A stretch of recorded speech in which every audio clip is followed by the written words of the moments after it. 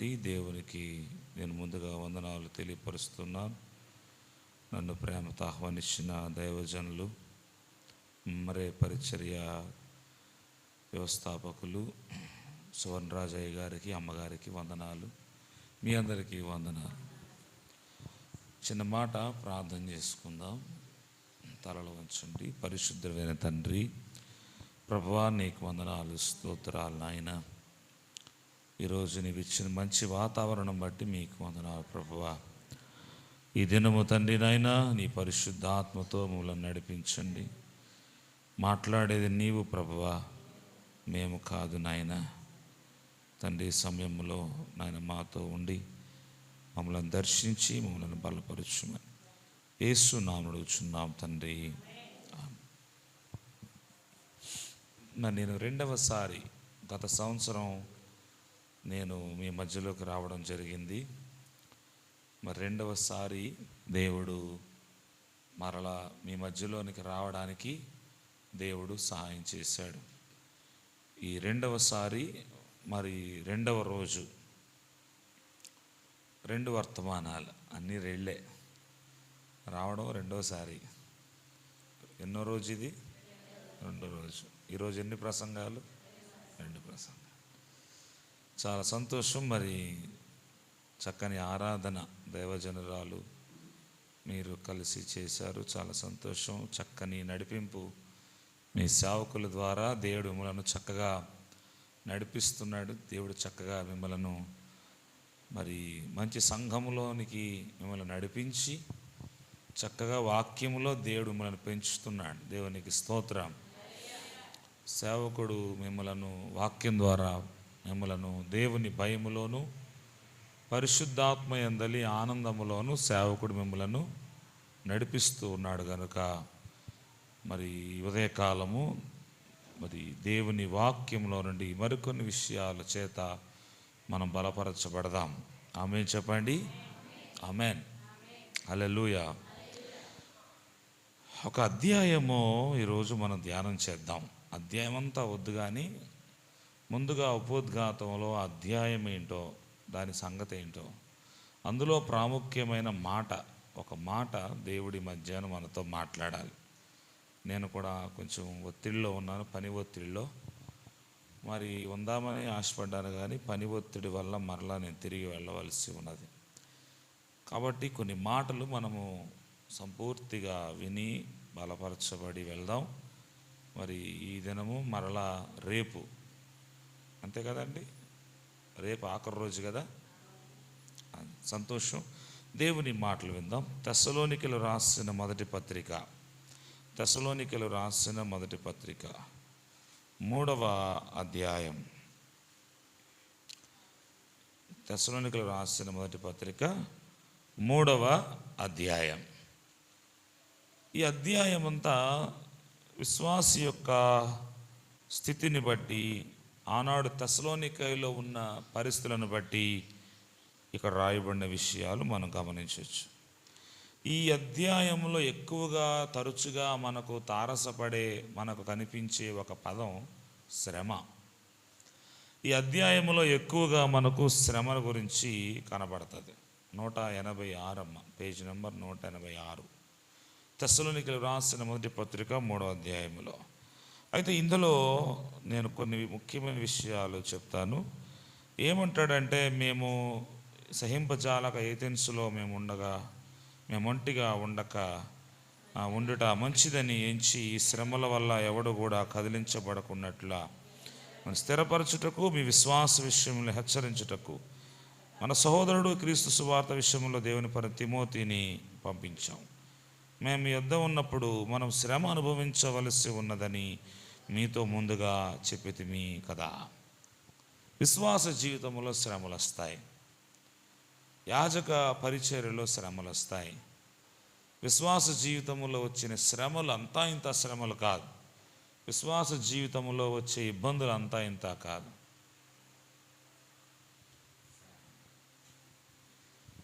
చాలామంది దేవుడు నమ్మిన వారు సైతం శ్రమలను జయించలేక, చాలామంది ప్రభు నమ్మిన వారు సహితం ఇబ్బందులను వాటిని అధిగమించలేక చాలామంది ప్రభువునెరిగిన వారు సైతం ఆత్మహత్య చేసుకుంటున్న దినాలు ఇవి. ప్రభువునెరిగిన వారు సైతం కృంగిపోయి దేవునికి దూరం అయిపోతున్న పరిస్థితి. నాకు పెట్టు ఫ్యాను.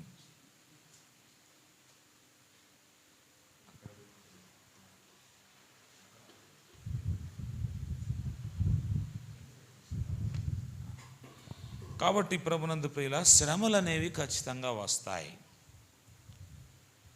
ఇక్కడున్న వాళ్ళని ఒక ప్రశ్న అడుగుతాను నేను. నాకు ఏ శ్రమ లేదు అన్నవాళ్ళు ఎవరిని ఉంటే చెప్పండి.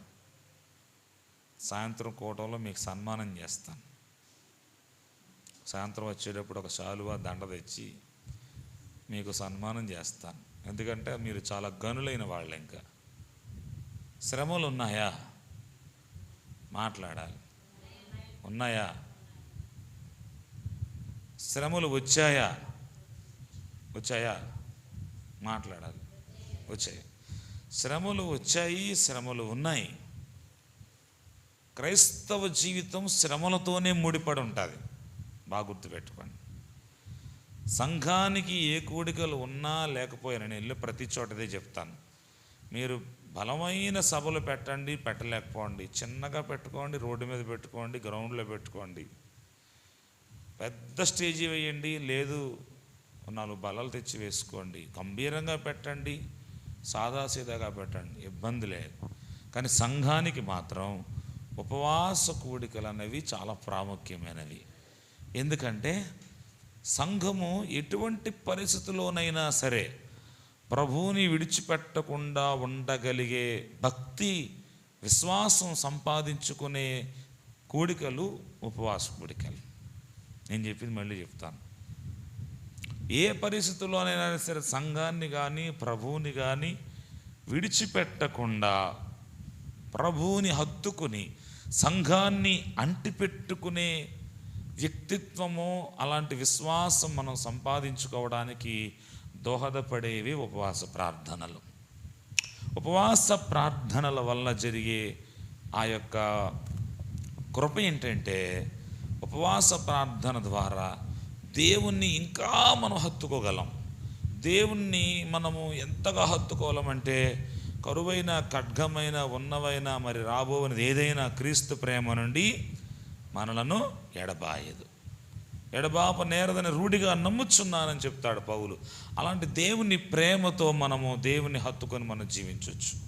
ఇప్పుడు ఇక్కడ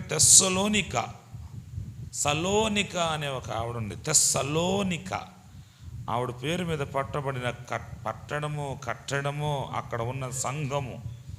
అందుకే తెస్సలోనిక. నేను ఇంకా ఎక్కువ వివరాలు మీకు చెప్పను, రాత్రికి ధ్యానం చేద్దాం.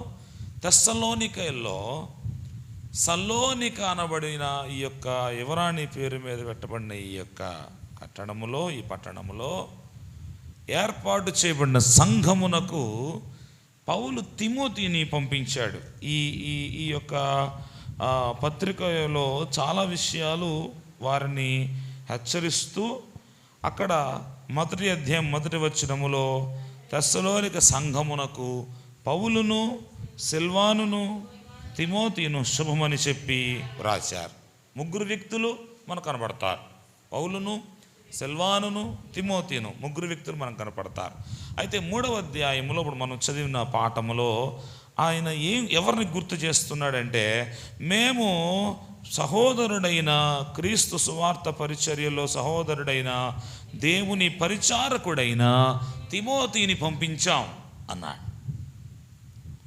తిమోతి నమ్మకమైన వాడు. తిమోతి పౌలు ఏ పని అప్పగించాడో ఆ పని తూచా తప్పకుండా నెరవేర్చిన వాడని కొరింథీ పత్రికలో మనం చదవచ్చు. తిమోతి గురించి మంచి సాక్ష్యం మనం పౌలు కొరింథీలతో చెప్పినట్లు మనం ఆ పత్రికలో చదవచ్చు.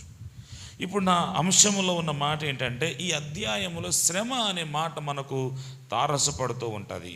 అందుకే 2వ వచనం, ఈ శ్రమల వల్ల ఎవడు కదిలింపబడకుండా. అంటే మనిషి ఎప్పుడు కదిలించబడతాడు?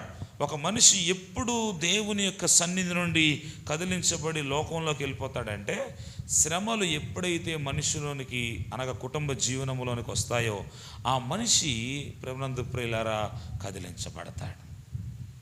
మీరు గమనించండి, 2 ఇళ్ళు కట్టబడ్డాయి. ఒకటి బండ మీద కట్టబడింది, రెండోది ఇసుక మీద కట్టబడి. కొంచెం గట్టి చెప్పాలి. ఇసుక మీద కూడా కట్టబడి, బండ మీద కట్టబడింది, రెండూ కట్టబడ్డాయి. బాగా గమనించాలి, రెండూ కట్టబడ్డాయి. కానీ నిలబడింది మాత్రం బండ మీద కట్టబడిన ఇల్లే నిలబడింది. ఇసుక మీద కట్టబడింది ఎందుకు నిలబడలేదు? గాలి విసిరను, వాన కురిసెను కదా, గాలి విసిరి ఆ ఇంటిని కొట్టినందున ఏమైంది? ఆ ఇల్లు కూలిపోయింది. దాని పాటు గొప్పది. అది కూలిపోయే వరకు అది ఉందా లేదా చెప్పాలి కరెక్ట్గా. ఉందా లేదా? ఉంది. బండ మీద కట్టబడిన ఇల్లే కాదు, ఇసుక మీద కట్టబడిన ఇల్లు కూడా ఉందా లేదా? ఉంది. ఎప్పటి వరకు ఉంది? అది క్రైస్తవ జీవితంలో కూడా మనము క్రీస్తు అనే బండ మీద కట్టబడినప్పుడు ఎలాంటి శ్రమలు వచ్చినా మనం నిలబడతాం. ఇలాంటి వ్యక్తుల వల్ల, విశ్వాసుల వల్ల సమస్య లేదు, ఇబ్బంది లేదు, పరిచర్యకు ఆటంకం లేదు. ఎలాంటి పరిస్థితులు రాని, మందిరం మానరు, ఎలాంటి పరిస్థితులు రాని, వాళ్ళు ఇబ్బందులు పడినా సరే దేవునికి ఇచ్చేస్తారంతే. దేవుని సమయాన్ని దేవునికి ఇచ్చేస్తారు. దేవుని ధనాన్ని, దేవుని అర్పణను, దేవునికి ఇవ్వాల్సిన ప్రతిదీ వాళ్ళన్న మాట నెరవేర్చే వరకు వాళ్ళు నిద్రపోరు. వీళ్ళు బండ మీద ఉన్న వాళ్ళు. ఇలా కాకుండా ఈ ఇసుక మీద కట్టబడిన వాళ్ళు కొంతమంది ఉంటారు, వాళ్ళు ఉంటారు సంఘంలో. ఇసుక మీద కట్టబడిన వాళ్ళు ఎలా ఉంటారంటే వాళ్ళు కూడా ఉంటారు, కానీ శ్రమలు వచ్చినప్పుడు, ఇందాక చెప్పినట్లుగా ప్రకృతి వైపరీత్యం వచ్చినప్పుడు ఎట్లా ఇసుక మీద ఇల్లు కూలిపోయిందో, పడిపోయిందో, ఇక పనికి రాకుండా పోయిందో, అలాగే కొంతమంది ఇసుక మీద కట్టబడిన వాళ్ళలాగా ఉంటారు. ఇద్దరూ కట్టబడతారు. ఆ విషయం గుర్తుపెట్టుకోండి. ఇదిగో అర్ధరాత్రి పెండ్లి కుమారుడు వస్తున్నాడని ఒక గొప్ప శబ్దం. సందకాడ బయలుదేరారు, 10 మంది దివిటీలు పట్టుకున్నారు. కానీ ఇలా చూడండి, ఇలా చూడండి అమ్మ, ఇలా చూడండి. కానీ అర్ధరాత్రి పెళ్లి కుమారుడు వచ్చేసరికి ఎంతమంది లేచారు? కాదు, తప్పు, అందరూ లేచారు. మత్తయి సువార్తలో మనం చదివినట్లయితే, మత్తయి సువార్త 25వ అధ్యాయము 7వ వచనములో, 6వ వచనములో అర్ధరాత్రి వేళ. ఏ వేళ? అర్ధరాత్రి వేళ. ఎవడన్నా పెళ్లి కొడుకు వస్తాడా? మా ఊళ్ళో రారు.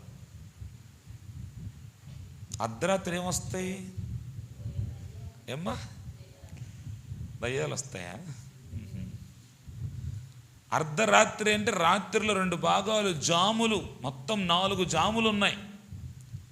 మొదటి జాము, 2వ జాము, 3వ జాము, 4వ జాము. మొదటి జాము సాయంత్రం 6 గంటల నుండి 9 గంటల వరకు మొదలవుతుంది.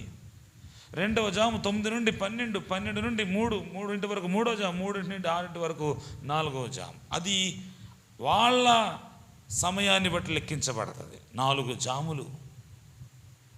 ఇది అర్ధరాత్రి వేళ. అంటే రాత్రిని 2 భాగాలు చేస్తే ఆ సగములో ఉండే భాగం అర్ధరాత్రి వేళ, మంచి నిద్ర పట్టే వేళ. దొంగలు ఎప్పుడు వస్తారు?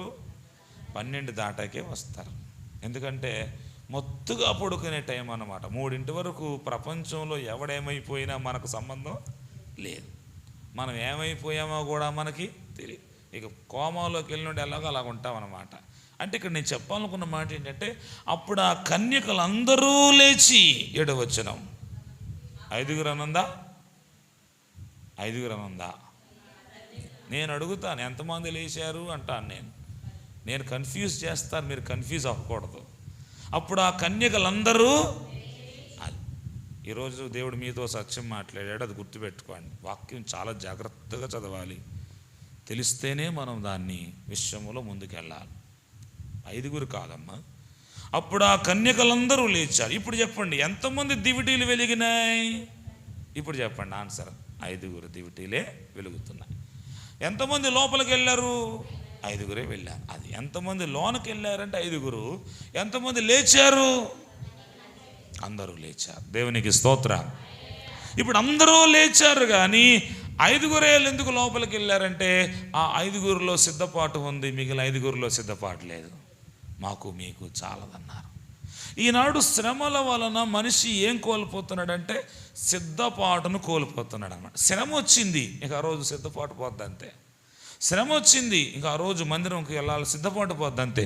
శ్రమ వచ్చింది, కష్టం వచ్చింది, ఇబ్బంది వచ్చింది అంతే, ఆ రోజు ప్రార్థనలో సిద్ధపాటు తగ్గిపోతుంది, వాక్యంలో సిద్ధపాటు తగ్గిపోతుంది, కుటుంబ ప్రార్థన రోజు కలిసి కూర్చుని చేసి కుటుంబ ప్రార్థన సిద్ధపాటు పోతుంది. ఆ రోజు శ్రమ వచ్చింది, వాళ్ళ ఆరాధనలో మా చెయ్యి వేయడానికి కూడా ముందుకు రాని పరిస్థితి అయిపోతుంది. శ్రమలు అలా మనల్ని ఏం చేస్తాయంటే ఇబ్బంది పడతాయి. అది రోగం రూపంలో రావచ్చు, అది ఆర్థికంగా అప్పుల రూపంలో రావచ్చు, అది సమస్యల రూపంలో రావచ్చు, బంధువుల రూపంలో రావచ్చు, అది పొరుగువారి రూపంలో రావచ్చు, అది ఏ రూపంలో అయినా రావచ్చు. ఏ రూపంలో వచ్చినా అది శ్రమే, అది మర్చిపోవద్దు. నిజంగా క్రైస్తవుడికి, నిజంగా జీవించిన వాడికి, ప్రభువు కొరకు నిజంగా జీవించిన వాడు శ్రమల మార్గము గుండానే వెళ్తాడు. ఆ మాట ఎప్పుడు మర్చిపోవద్దు. శ్రమల గుండా వెళ్ళిన వాడే స్థిరుడు, కదలని వాడు అని చెప్తాడు పౌలు. స్థిరత్వం కలిగిన వాడు. ఇప్పుడు మనం చదివిన తెస్సలోనికీయులకు రాసిన మొదటి పత్రిక 3వ అధ్యాయములో శ్రమలు, ఎంత భయంకరమైన శ్రమలో, ఆ శ్రమలను గురించి జ్ఞాపకం చేస్తూ, నేను మీ మధ్యకు తిమోతిని పంపించాను. ఎవరు పంపించాడంట? నీవు దేవుని సన్నిధిలో విశ్వాసముతో నువ్వు జీవించటానికి ఈరోజు దేవుడు కూడా తన సేవకుడిని పంపించాడు మీ సంఘానికి, మీ గ్రామానికి దీవెనకరంగా, మీ గ్రామానికి ఆశీర్వాదకరంగా ఉండాలని తరతరాల నుండి దేవుని సేవకులను ఇక్కడ ఎందుకు పంపించాడంటే, నీవు అటువంటి శ్రమలలో నీవు ఉన్నా సరే నీవు స్థిరమైన జీవితం కలిగి ఉండాలని. ఇప్పుడు 3వ అధ్యాయంలో ఏమంటాడంటే, ఈ శ్రమల వలన ఎవడు కూడా కదిలింపబడకుండానట్లు మిమ్మల్ని స్థిరపరచుటకు, మీ విశ్వాస విషయమై మిమ్మల్ని హెచ్చరించుటకు. ఏ విషయమై? విశ్వాస విషయమై హెచ్చరించడానికి. ఈరోజు హెచ్చరిస్తే ఎంతమంది తీసుకుంటున్నారు? ఈరోజు సంఘములో హెచ్చరికను ఎంతమంది స్వాగతిస్తున్నారు?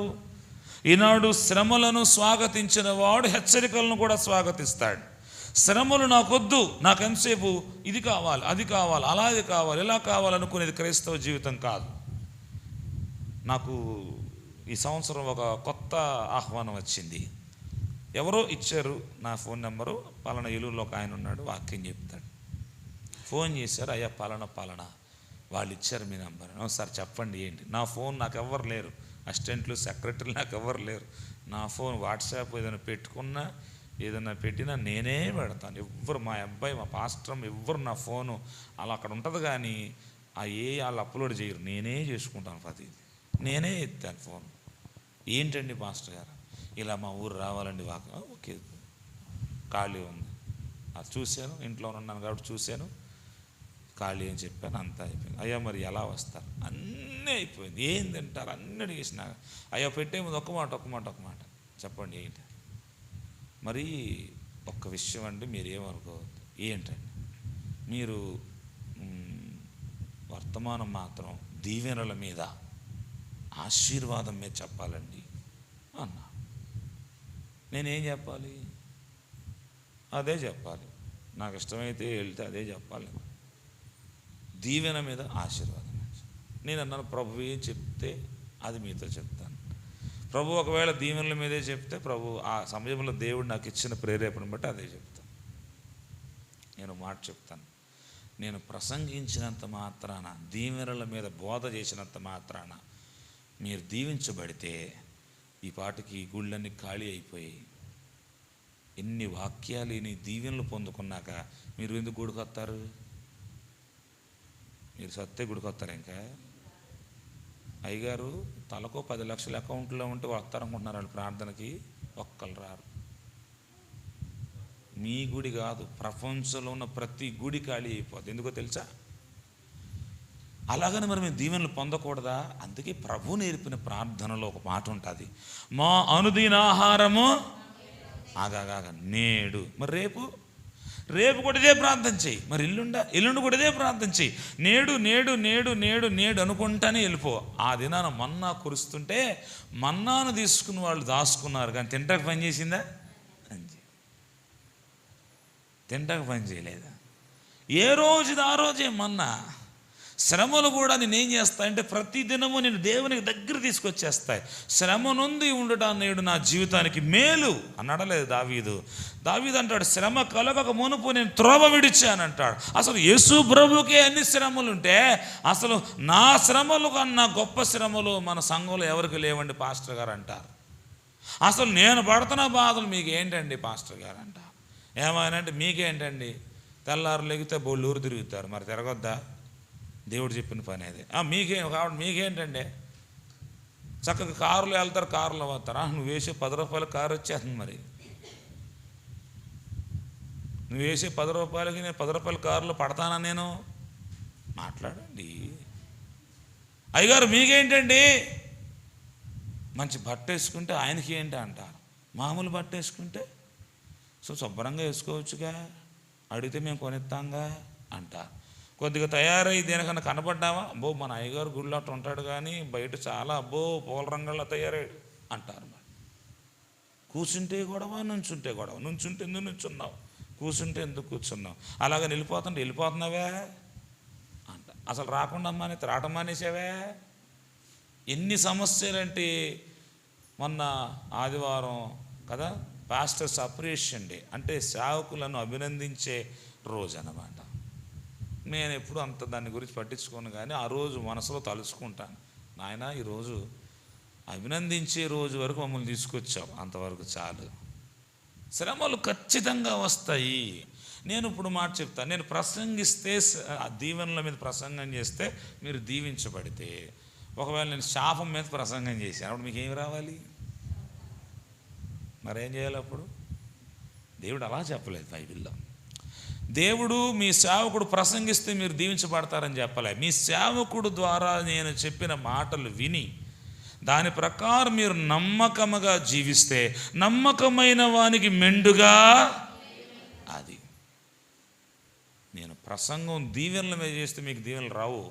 నేను చేసిన ప్రసంగం మీ సేవకుడు ద్వారా దేవుడు మీకు ఇస్తున్న మాటలు మీరు అనుసరిస్తే మీకు దీవెనలు కలుగుతాయి. ఇక లోతైన అనుభవంలోకి వెళ్ళిపోదాం. ఇక్కడ ఏం చెప్తాడంటే 3వ అధ్యాయంలో, ఈ శ్రమల వల్ల ఎవడు కదిలించబడకుండా తిమోతిని పంపించాను కాబట్టి తర్వాత చెప్తాడు, మనము శ్రమ అనుభవించవలసి ఉన్నది. నేను ముందే మీతో చెప్పాను అన్నాడా లేదా? చెప్పాడు. ఇది ఏంటండి పాస్టర్ గారు, స్వప్నాన్ని పోయిన సంవత్సరం బాగా చెప్పారు వాక్యం. మా అయ్యగారు మళ్ళీ మిమ్మల్ని పిలిస్తే మొదలెట్టే ముందే శ్రమలు అంటున్నారు. అసలే నేను నానా బాధల్లో పడి వచ్చాను. ఇంకో 10 రోజుల్లో మళ్ళీ డోక్రా కట్టాలి, మళ్ళీ రేపు శనివారం సీటీ కట్టాలి, మళ్ళీ 20వ తారీఖున నెలవారీ సీట్లు అయ్యే ఉంటాయి కట్టాలి. ఈ కాదని బడాయికి వెళ్ళి ఇల్లు కట్టావు, బడాయికి వెళ్ళి ఇల్లు కట్టి బ్యాంకు లోన్ కట్టాలి, లేకపోతే ఆడు ఎర్ర రంగు తెచ్చి రాసేస్తాడు గోళ్ళ మీద, రాస్తాడా లేదా? అది బోల్డ్ బాధలు ఉన్నాయండి మాకు.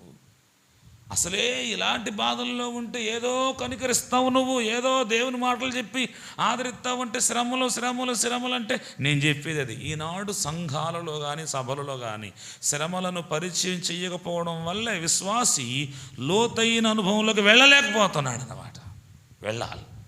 ఒక చెట్టు గాలి వానకు నిలబడాలంటే దాని వేరు అది.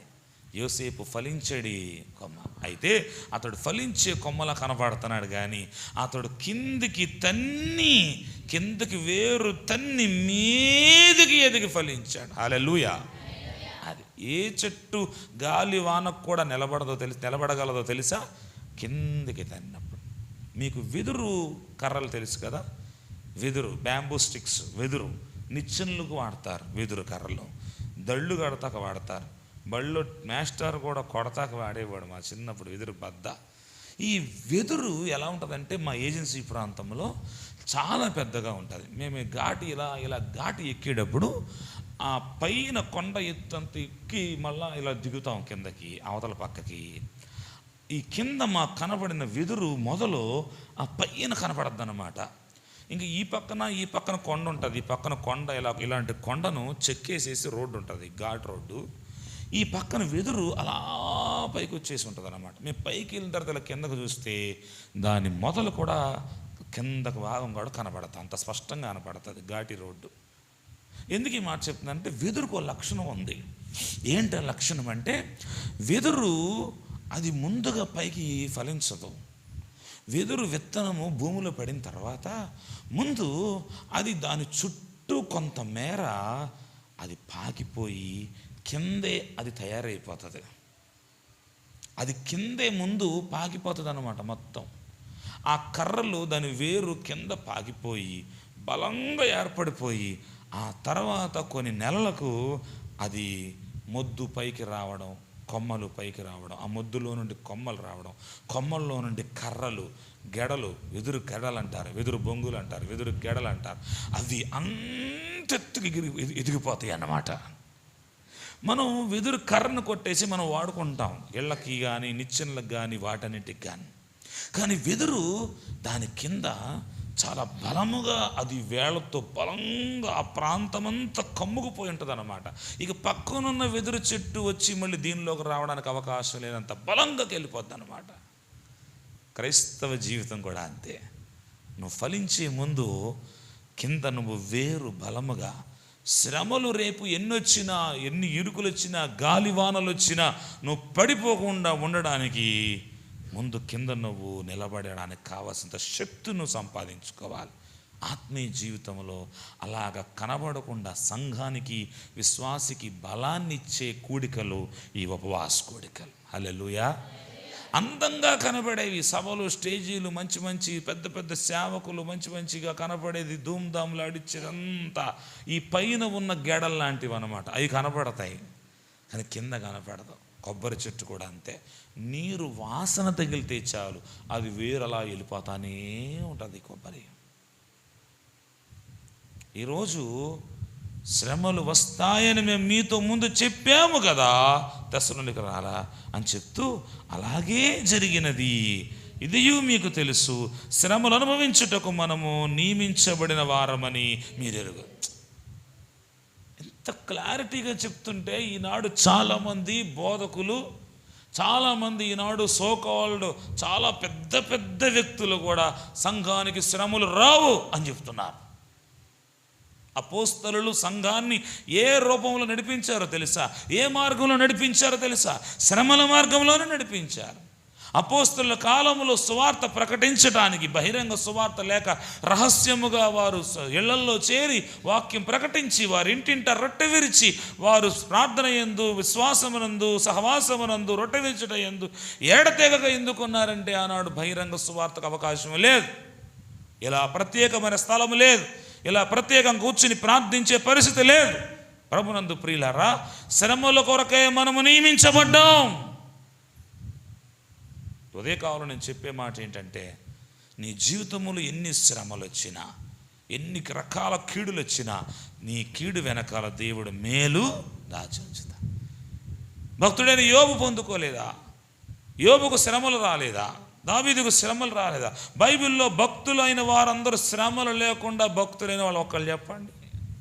శ్రమలు లేకుండా భక్తులైన వాళ్ళు ఎవరు లేరు. అందరూ శ్రమలు గుండా భక్తులైన వాళ్ళే. ఆఖరికి ఎస్తేరు రాణి అయినా సరే రాణి స్థానంలో ఉండి కూడా ఏం చేయలేను నేను. నువ్వు నోరు మూసుకుంటే ఏం చేయాలి నాకు తెలుసు అంటాడు మధ్యకై. అసలు ఆ గొడవ ఎందుకు వచ్చింది తెలుసా? ఎందుకు శోషణ కోటలో ఉన్న రాణి కోటలో ఉన్న రాణి నివాసములో ఉపవాసము, యోధా మధ్య ఉపవాసం ఎందుకు వచ్చింది తెలుసా? Ego problem. Ego problem. సంఘాల్లో కూడా ఈగోస్ ఎక్కువైపోయినాయి.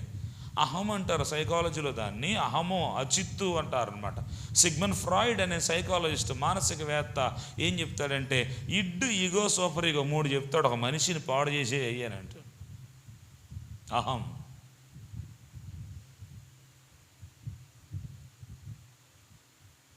ఏంటి సమస్య? ఒక తాకీదు ఇచ్చి మొత్తం హామానుకే మొత్తం అహస్వరోషు నియమించేశాడు. అహస్వరోషు తర్వాత స్థానంలో హామానుకు కనబడిన ప్రతి ఒక్కడు వందనం పెట్టాలి, మోకాళ్ళు వెయ్యాలి. నేను అయినా అన్నాడు. అంతే. చదువుకున్న తర్వాత ఇంటికి వెళ్ళాక ఎస్తేరు గ్రంథంలో అది నా అంశం కాదు. కానీ సమస్య ఏంటంటే, హామాను విషయంలో తాకీదులు ఇవ్వబడి హామాను విషయంలో అతని అందరూ వంగాలి, నమస్కరించాలి, మోకరిల్లాలి. నేను మోకరించనంటాడు మొర్దెకై. అతడు వంగకయ్యు నమస్కారంపయ్యకు చూచి అతని జాతిని నాశనం చేయాలని హామాను తయారైపోయాడు. అతన్ని చంపడానికి చివరికి ఉరికమ్మం కూడా సిద్ధం చేశాడు తన ఇంటి దగ్గర. అటువంటి పరిస్థితుల్లో కోటలో ఉన్న ఎస్తేరుకు సమాచారం అందించాడు. అది ఎస్తేరు అంది, మీరందరూ కలిసి మన జాతి కొరకు ఉపవాసం ఉండండి, నేను ఇక్కడ నా చెలికత్తులు మేము ఇక్కడ ఉపవాసం ఉంటాం. ఉపవాసం అనేది పట్టణంలోనైనా టౌన్లోనైనా పల్లెటూరులోనైనా చదువుకున్నవాడైనా చదువు లేనివాడైనా ఉన్నవాడైనా లేనివాడైనా డబ్బున్నవాడైనా రోజువారీ బతికే పేదవాడు ఎవడైనా సరే భక్తి జీవితంలో ప్రతి ఒక్కడు చేయాల్సిన పని ఏంటంటే ఉపవాసముతో కూడిన ప్రార్థన. చెప్పండి హల్లెలూయా. ఒకరోజు యేసు ప్రభు దగ్గరికి కదా వాడు ఇచ్చాడు, ఇది మీ శిష్యులు చేయలేకపోయారన్న.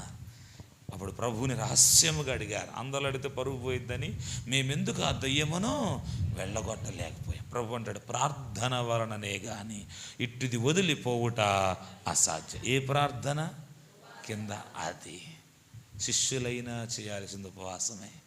అసలు సాక్షాత్తు మత్తయి సువార్త 4వ అధ్యాయములో 40 దినములు 40 రాత్రులు యేసు ప్రభువే ఉపవాసం ఉండగాలేంది. ఈనాడు సంఘం ఎందుకు ఉపవాసమును కోరుకోవట్లేదు? అక్కడ అంటే 40 దినములు అని రాసి కింద 40 రాత్రులు అన్నాడా లేదా? 44 మత్తయి సువార్త 4వ అధ్యాయం 2వ వచనములో 40 దినములు 40 రాత్రులు ఎందుకు అన్నాడో తెలుసా? 40 రాత్రులు ఎందుకు అన్నాడో తెలుసా? ఒక దినము పూర్తవ్వాలంటే రాత్రి కూడా కౌంట్ చేయబడుతుంది. పొద్దున్నే ఈరోజు వచ్చేసింది, ఈరోజు రెండో రోజు అయ్యిందా? అవలా. 40 రోజు వస్తే అయినట్టు కాదు, 40వ దినం రాత్రి కూడా అవ్వాలి. ఆయన సంపూర్తిగా 40 దినాలు ఉపవాసం ఉంటే పిమ్మట ఆఫ్టర్ దాట్ ఏమంటే ఆయన ఆకలి కొన్నాడు. ఎప్పుడైతే ఆయన ఆకలి కొన్నాడో అపవాదొచ్చాడు. ఆకలి అంటే ఏంటో చెప్పని ఇక్కడ అవసరత. గుర్తుపెట్టుకో, సాతాను నిన్ను శోధించే ప్రతి సమయం కూడా నీకు ఏదైతే అవసరం ఉందో ఆ అవసరం ఉన్న దగ్గరే అపవాదొచ్చి ఒక మెలిక పెట్టి నిన్ను శోధిస్తాడు. ఆయన 40 దినములు ఉన్నప్పుడు రాలేదు, కానీ 40 దినములు అయిపోయిన తర్వాత ఆకలి కొన్నాడు.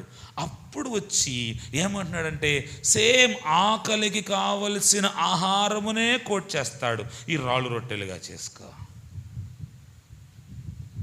సాతాను ఎప్పుడు కూడా మనిషిని విశ్వాసం ఎలా శోధిస్తాడంటే సాతాను మన స్థితిని మన పరిస్థితిని గమనిస్తూ ఉంటాడు. నీ స్థితి నీ పరిస్థితి దేవునికే కాదు సాతాను కూడా తెలుసు. యోబు విషయంలో ఏమంటాడో తెలుసా? నువ్వు ఊరినే కంచేసావా? నువ్వు ఎడ్లు గాడిదలు ఒంటెలు మందలు పిల్లలు అన్నీ ఇచ్చావు కాబట్టి నీ అందుపై భక్తులు కలుగున్నాడు. కొంచెం అవన్నీ వెనక్కి లాక్కున్నాను అనుకో అప్పుడు చెప్పు అన్నాడు. అది దేవుడు మాట అన్నాడు. నువ్వు అతనికి ఉన్న వాటి ఏదైనా సరే నువ్వు నీ చెయ్యి కానీ అతని ప్రాణం మీద మాత్రం నువ్వు చేయొద్దు అన్నాడు. అంతే, అతని ప్రాణమును ముట్టొద్దు అన్నాడు. అంతే. అవన్నీ తీసేసినా సరే, అవన్నీ కోల్పోయినా సరే, కళ్ళ ముందు బిడ్డలు చనిపోయినా సరే, యెహోవా ఇచ్చేను యెహోవాయే, గాయము చేయవాడు ఆయనే, గాయము కట్టువాడు. ఆ దినములలో యోబు కుమార్తెలంతా అందగత్తెలు లేరు. ఆ దినములలో యోబు ఆశీర్వదించబడినంతగా ఎవరు ఆశీర్వదించబడలేదు. ఆ దినములలో యోబు గురించి ఆ తూర్పు దిక్కున ఉన్న జనులలోకెల్లా గొప్పవాడని రాశారు. చదువుకోండి, విధులు గ్రంథం 1వ అధ్యాయం 2-3 వచనాల్లో. ఇప్పుడు ఒక ఊరిలో గొప్పవాడని చెప్తారు. చాదరాజగుంటలో గొప్పవాడండి, రామసింగవరంలో గొప్పవాడండి ఒక ఆయన, మోతుబారండి, పోతవరంలో గొప్ప ఆయనండి, లేదా ఆంధ్రాలో గొప్పవాడండి, లేదంటే ఇండియాలో అదాని అంబానీ గొప్పవాడండి, లేదా అమెరికాలో పలానా వాడు గొప్పవాడండి అని చెప్తారు. కానీ యోబు విషయాలు ఏం చెప్పారు తెలుసా? అలా చూపించి ఆ తూర్పు దిక్కున ఎంతమంది జనులు ఉన్నారో ఇక తూర్పు దిక్కున యోబు అంతటి గొప్పవాడవలేడు. అలాంటోడిని శోధించగలిగింది, నిన్ను శోధించదా? అలాంటోడినే ఇబ్బందులు పెట్టడానికి ముందుకొచ్చిన సాతాను, దేవునితో సవాలు చేసిన సాతాను నీ విషయములో శోధించదా? శోధిస్తుంది. కాయలున్న చెట్టుకే రాళ్ళ దెబ్బలు. సేవ బాగున్న సంఘములోనే గలిబిలు వస్తుంది. అద్భుతమైన పరిచర్యలోనే ఆటంకాలు ఉంటాయి. అద్భుతమైన విశ్వాస జీవితంలోనే ఆటంకాలు ఏర్పడతాయి. కానీ ఎన్ని ఆటంకాలున్నా నిన్ను నడిపించేది ఉపవాస ప్రార్థన. హల్లెలూయా. ఎన్ని ఇబ్బందులు వచ్చినా దేవుని విడిచిపెట్టను అని చెప్పగలిగే ఆ గట్స్ కలిగిన ఆ దమ్ము ధైర్యం అంటారు చూడండి లోకస్తులు, అది కలిగింది ఆ భక్తి కలిగినవాడు ఎవడంటే నిజంగా ఉపవాసం ఉండి ప్రార్థించిన వాడే. ఇక వెళ్ళిపోదాం. మొదటి అధ్యాయం 3వ వచనముల కింద మాటలో మనం దాని కొరకు నియమించబడ్డాం. అయితే ఇందుచేత నేనును ఇకను సహింపజాలక శోధకుడు మిమ్మును ఒకవేళ శోధించునేమో అనియు మా ప్రయాసము వ్యర్థమైపోవునేమోనని. ఏంటంట? శోధకుడు చెప్పండి ఏం చేస్తాడంట? మిమ్మల్ని శోధిస్తాడేమోనని మా ప్రయాస చదవండి వ్యర్థమైపోవునేమోనని.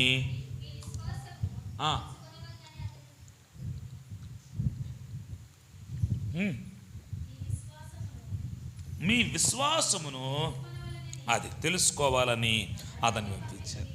తిమోతిని ఎందుకు పంపించానంటే శోధకుడు మిమ్మల్ని శోధించాడేమో, మా ప్రయాసం ఎంత కష్టపడి మిమ్మల్ని ఏర్పాటు చేశాం, మా ప్రయాసం వ్యర్థమైపోతుందేమోనని, మీ విశ్వాసం ఎక్కడైనా భ్రష్టుపట్టిపోతుందో, మీ విశ్వాసం ఎలా ఉందో తెలుసుకోవాలని పంపించాను. దేవునికి స్తోత్రం చెప్పండి. ఒక్కోసారి సేవకుడు మీ ఇంటికి వస్తాడు. అది ఏ సమయమైనా సరే, అది ఏ దినమైనా ఏ సమయమైనా ప్రభు పంపితేనే వస్తాడు. ప్రభు పంపగా సేవకుడు నీ గుమ్మలోనికి వస్తాడు. వాక్యం చెప్తున్న మాట. తర్వాత ఇప్పుడు మనం 7వ వచనంలోకి వెళ్దాం. ఏంటంటే సహోదరులారా, మా ఇబ్బంది అంతటిలో, మా శ్రమంతటిలో మీ విశ్వాసము చూసి అది ఒక సంఘము ఎలా ఉండాలి, ఒక సంఘం ఎలా నిలబడాలి, ఒక సంఘం ఎలా ముందుకెళ్ళాలంటే ఒక సేవకుని విషయంలో శ్రమలు ఎన్ని కలిగినా సేవకుడు మీ విశ్వాసమును చూచి, అది గుర్తుపెట్టుకోండి. పౌలు ఏం చెప్తున్నాడంటే మా శ్రమంతటిలో, మా ఇబ్బందులంతటిలో మీ విశ్వాసము చూచాం. హల్లెలూయా. అది చాలా రక్షణ కవచాలు చెప్తాడు. తర్వాత సిద్ధ మనసును జోడు అంటాడు, రక్షణ శిరస్నానం అంటాడు, సత్యమును దట్టి అంటాడు. కానీ డాలును దేంతో పోల్చాడు తెలుసా? విశ్వాసంతో పోల్చాడు.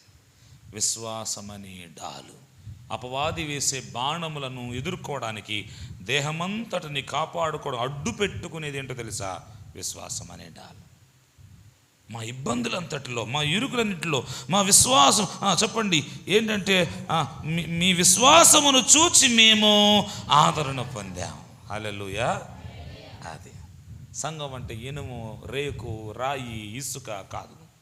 సంఘం అంటే మీ విశ్వాసమును చూచి శ్రమలలో, ఇరుకులలో, ఇబ్బందులలో సేవకుడు ధైర్యంగా ముందుకెళ్ళిపోయే ఆ విశ్వాసులే దేవుని సంఘమై ఉన్నారు. హల్లెలూయా. ఇప్పుడు మనం ఏం చేయాలి? ఇప్పుడు మనం అటువంటి శ్రమలు కలిగినప్పుడు ఇప్పుడు లోతైన మర్మము అంశములోనికి వెళ్ళిపోతున్నాం. ఏం చేయాలి మనము? 9వ వచనం, మేము మీ ముఖమును చూచి మీ విశ్వాసములో ఉన్న లోపమును తీర్చున్నట్లు అది అనుగ్రహించుమని రాత్రింబగళ్ళు అత్యధికముగా దేవుని వేడుకుంటున్నాం. అర్థమైందా? ఏం చేస్తున్నాడు పాస్టర్ గారింట్లో తలుపులేసిన ఏం చేస్తున్నాడు? కొంతమంది అంటూ ఉంటారు, ఎప్పుడు చూసినా తలుపులేసే ఉంటాయి. పాస్టర్ గారు ఎందుకు మాతో కూర్చోదు? కొంతమంది అనే మాట. కూర్చోవచ్చుగా, పాస్టర్ గారు పొరుగురు వెళ్ళాడు, కాసేపు కూర్చోవచ్చుగా, మా ఇంటికాడ సాయంత్రం వచ్చి. దేవుని సేవకులకు దేవుడిచ్చిన పని అది కాదు. మీ కొరకు నిరంతరము విజ్ఞాపన చేయటం. సేవకుడు మీకు ఎంత విజ్ఞాపన చేస్తాడో మీకు అంత విశ్వాసం కలుగుతుంది. హల్లెలూయా. సేవకుడు ఎంత విజ్ఞాపన చేశాడో మీలో అంత విశ్వాసము కలిగిన తర్వాత మీ విశ్వాసమును చూచి సేవకుడు ధైర్యంగా ముందుకెళ్ళిపోతాడు. ఈరోజు ఏం చూడగలడు మీ సేవకుడు మీలో? కొద్దిమందే ఉన్నారు కాబట్టి నేను కొంచెం ఈ వర్తమానంలో మిమ్మల్ని సామాన్యమైన స్వరంతోనే మాట్లాడుతున్నాను. మీ సేవకుడు మీలో ఏం చూడగలడు? మీ రంగురంగుల ఇళ్ళ, లేకపోతే మీ ఇంట్లో ఉన్న ధనమా, లేకపోతే మీ సంపాదించినవి చూడడానికి వచ్చాడు అనుకుంటున్నారా? సేవకుడు మీలో చూచేదేంటో తెలుసా?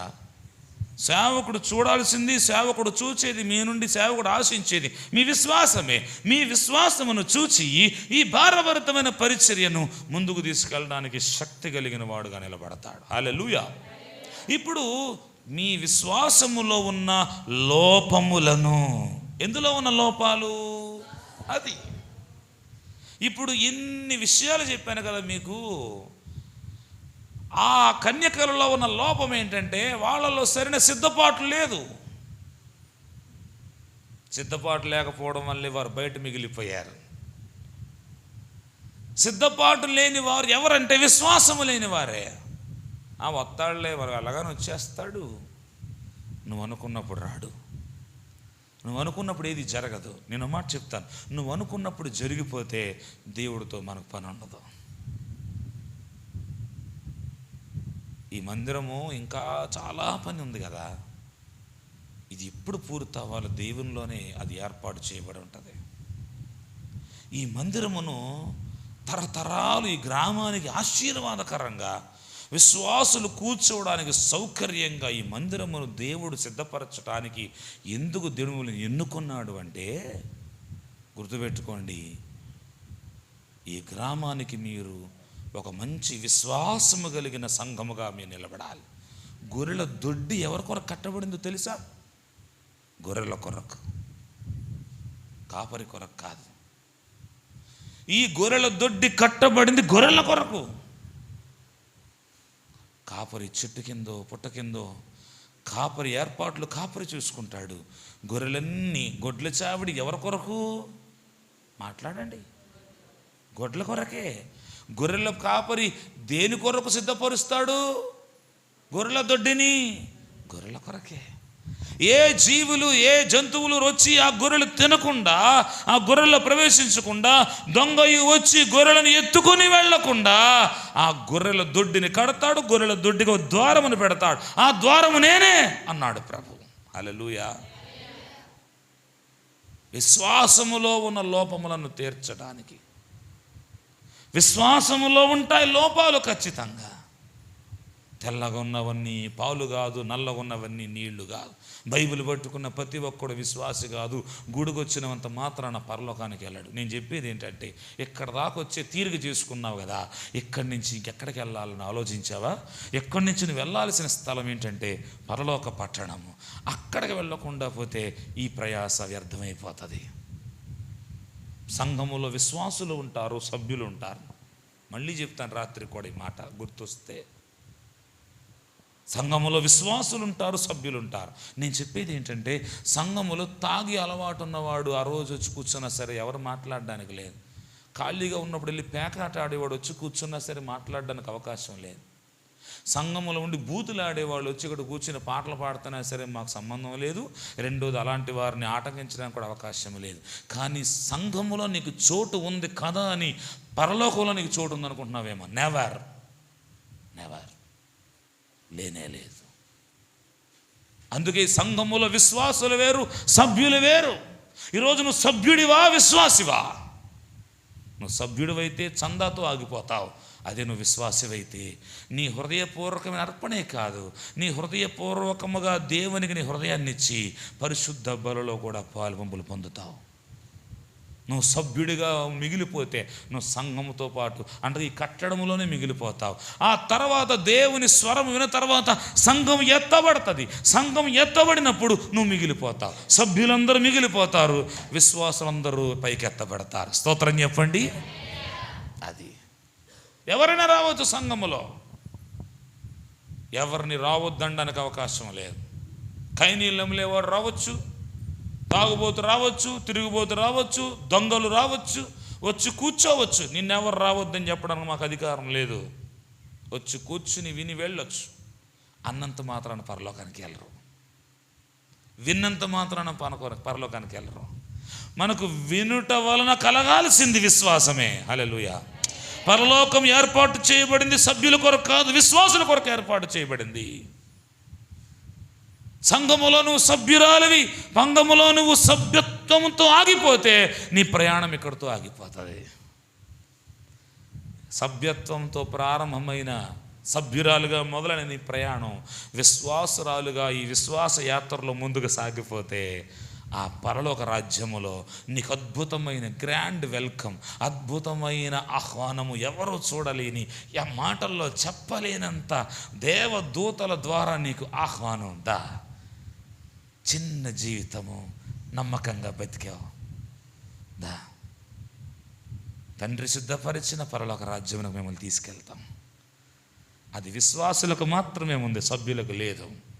దయచేసి నా ప్రసంగం ఇలాగే ఉంటుంది, దాన్ని మీరు అంగీకరించవలసిందిగా కోరుతున్నాను. ఎందుకంటే మాట దేవుడు ఏ భావంతో, ఏ ఆలోచనతో చెప్పాడో బోధకుడు కూడా అదే చెప్తాడు. అది దేవుని మాట. దేవుడు పరలోకమును సిద్ధపరిచింది ఏదో సోమవారం నుండి శనివారం బూతులు ఆడుకుంటా, తిరుగుతా, తాగుతా, ఇష్టానుసారంగా బతుకుతా, వ్యభిచారం చేసుకుంటా, పేకాట ఆడుకుంటా, అబద్ధాలు బతుక్కుంటా, చెప్పేది ఒకటి చేసేది ఒకటి. ఇక్కడికి వచ్చి పరిశుద్ధాత్మ అని చెప్పి ఇంటికి వెళ్ళినాక, ఇంటికి వెళ్ళినాక ఎందుకు రాదు ఆత్మ నీకు? ఎప్పుడైనా ఇంటికాడ ఆత్మతో నింపబడ్డావా? ఎందుకు రాదు ఇంటి దగ్గర? ఆత్మతో పాడుదును, మనసుతోనూ పాడుదును. ఆత్మతో ప్రార్థన చేతును, మనసుతోనూ. చెప్పండి, పరిశుద్ధాత్ముడు మందిరంలోనే పనిచేస్తాడా? ఏనాడని ఇంటి దగ్గర పరిశుద్ధాత్మతో నింపబడ్డావా? ఏనాడని నీ పరిశుద్ధాత్మ అనుభవం ఇంటికాడ పొందుకున్నావా? అందుకే నీ భర్త మారట్లా, అందుకే నీ బిడ్డలు మారట్లా,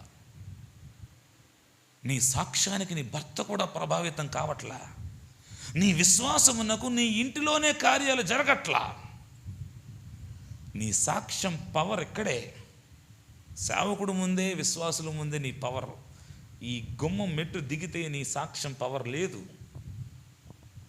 ఆడు మారడండి పాస్టర్ గారు. ఎందుకు మారడు? ఎందుకు మారడు నీ భర్త? ఏం చేయమంటారు? తాగొచ్చాడు, వస్తాడు, అది అతని బలహీనత. ఆ తాగొచ్చి నాకు ఏం చేయమంటారు? కక్కుకున్నాడు, తొడువు, లుంగి మార్చు, తీసుకెళ్ళి పడుకోబెట్టు. మధ్యాహ్నం కొన్న మాంసం, కంపు కొడుతున్న మాంసం తెచ్చి వండమంటున్నాడండి తాగిన మత్తులో. ఇంట్లో 4 గుడ్లు పెట్టుకో, ఫ్రిడ్జ్లో ఒక గుడ్డట్టు ఆమ్లెట్ వేసి పెట్టు, నోటికి అమ్మగా ఉంటుంది, పడుకుంటాడు. కాళ్ళగాడ కూర్చొని ప్రార్థన చేయి. నీ భర్త మారడు అని నువ్వే చెప్పేస్తే, నీ భర్త మారడం నువ్వే సర్టిఫికెట్ ఇచ్చేస్తే, నీ భర్త మారడు, నా కోడలు మారదు, నా కూతురు మారదు, నా అల్లుడు మారడు అని నువ్వే చెప్పేస్తే, అంటే నీకే సరైన విశ్వాసం లేనప్పుడు సేవకులుగా మేము చేసే ప్రార్థన ఎంత? కార్యాలు జరగవలసిన నీ ఇంటిలోనే విశ్వాసమునకు స్థలము లేదు. ఈరోజు లోపం ఎక్కడుందో చూడండి. లోపం అంటే విశ్వాసములో లోపము, భక్తిలో లోపము, దైనందిన జీవితంలో దేవుని ఎక్కడ బాధ పెడుతున్నామో ఆ లోపము.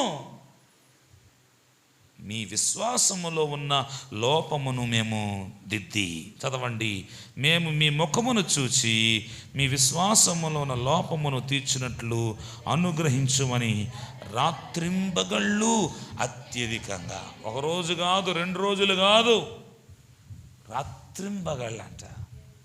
అది ఇప్పుడు అర్థమైందా? ఏం చేస్తాడండి పాస్టర్ గారు? కాళ్ళు చేతులు బాగున్నాయి కదయ్యా, ఏదో పని చేసుకోవచ్చుగా, ఏదో పని చేసుకోవచ్చుగా. కానుకల గురించి అడుగుతావు, ఏదో పని చేసుకుని నువ్వే చేయొచ్చుగా, నిన్నేగా పిలిచింది దేవుడు. ఒక ఆమె అడుగుతుంది, మమ్మల్ని పిలవలేదుగా, నీ కాళ్ళు చేతులు బాగానే ఉన్నాయిగా. సేవకునికి దేవుడు అప్పగించిన బాధ్యత ఏంటంటే రాత్రింబగళ్ళు సంఘం కొరకు ప్రార్థించటం. 12 గోత్రాలలో ఒక గోత్రానికి స్వాస్థ్యం ఇవ్వలేదు. అదే గోత్రమో తెలుసా? లేవి గోత్రం. ఎందుకో తెలుసా? లేవీలను దేవుడు ఎన్నుకున్నాడు. యాజక వృత్తికి, యాజకత్వానికి కావలసినవన్నీ సమకూర్చడానికి బలుల దగ్గర గాయకులు గాను, పరిచారకులు చేసే పరిచారకులు గాను, బలుల దగ్గర కానీ, యాజకత్వంలో కానీ, ధూప దీప నైవేద్యములలో దేవుడు ఎన్నుకున్న గోత్రం లేవి గోత్రం. ఈ లేవి గోత్రం పని ఏంటంటే, ఆనాడు ప్రత్యక్ష గుడారములో దేవుని పని చేయటమే వాళ్ళ పని. ప్రజల పాపముల కొరకై బలులర్పించటమే. ఇప్పుడు ఈ కొత్త నిబంధన యాజకత్వములో దేవుని సేవకుని పని ఏంటో తెలుసా? మీ విశ్వాసమును వృద్ధి పొందించుటకు రాత్రింబగళ్ళు ప్రయాసపడి ప్రార్థించటం మీ కొరకు.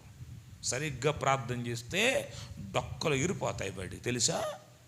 సరిగ్గా ఉపవాసం చేస్తే కళ్ళు తిరిగి దెమ్మ తిరిగి పడతాడు దెబ్బకి. మనం చేసే దొంగ ఉపవాసం, మనం చేసేదంతా దొంగ ప్రార్థన. అందుకే మనం ఇట్లాగా ఉన్నామన్నమాట. 21 సంవత్సరాలకు నాకు హై టెన్షన్, బీపీ. గడిచిన 9 ఏళ్ళుగా హై షుగర్. నాకు 3 రోజుల నుంచి కాళ్ళల్లో పుళ్ళు, నేను నిలబడలేకపోతున్నాను. నా రోగం పెరిగే కొలది నాలో విశ్వాసం పెరుగుతుంది. 5 సార్లు యాక్సిడెంట్లు. నాకు యాక్సిడెంట్ అవుతున్న ప్రతిసారి ఒక్కొక్క పాఠం నేర్చుకుంటూనే ఉన్నాను. నా విశ్వాసమును బలపరుచుకోవడం నేను నేర్చుకున్నాను.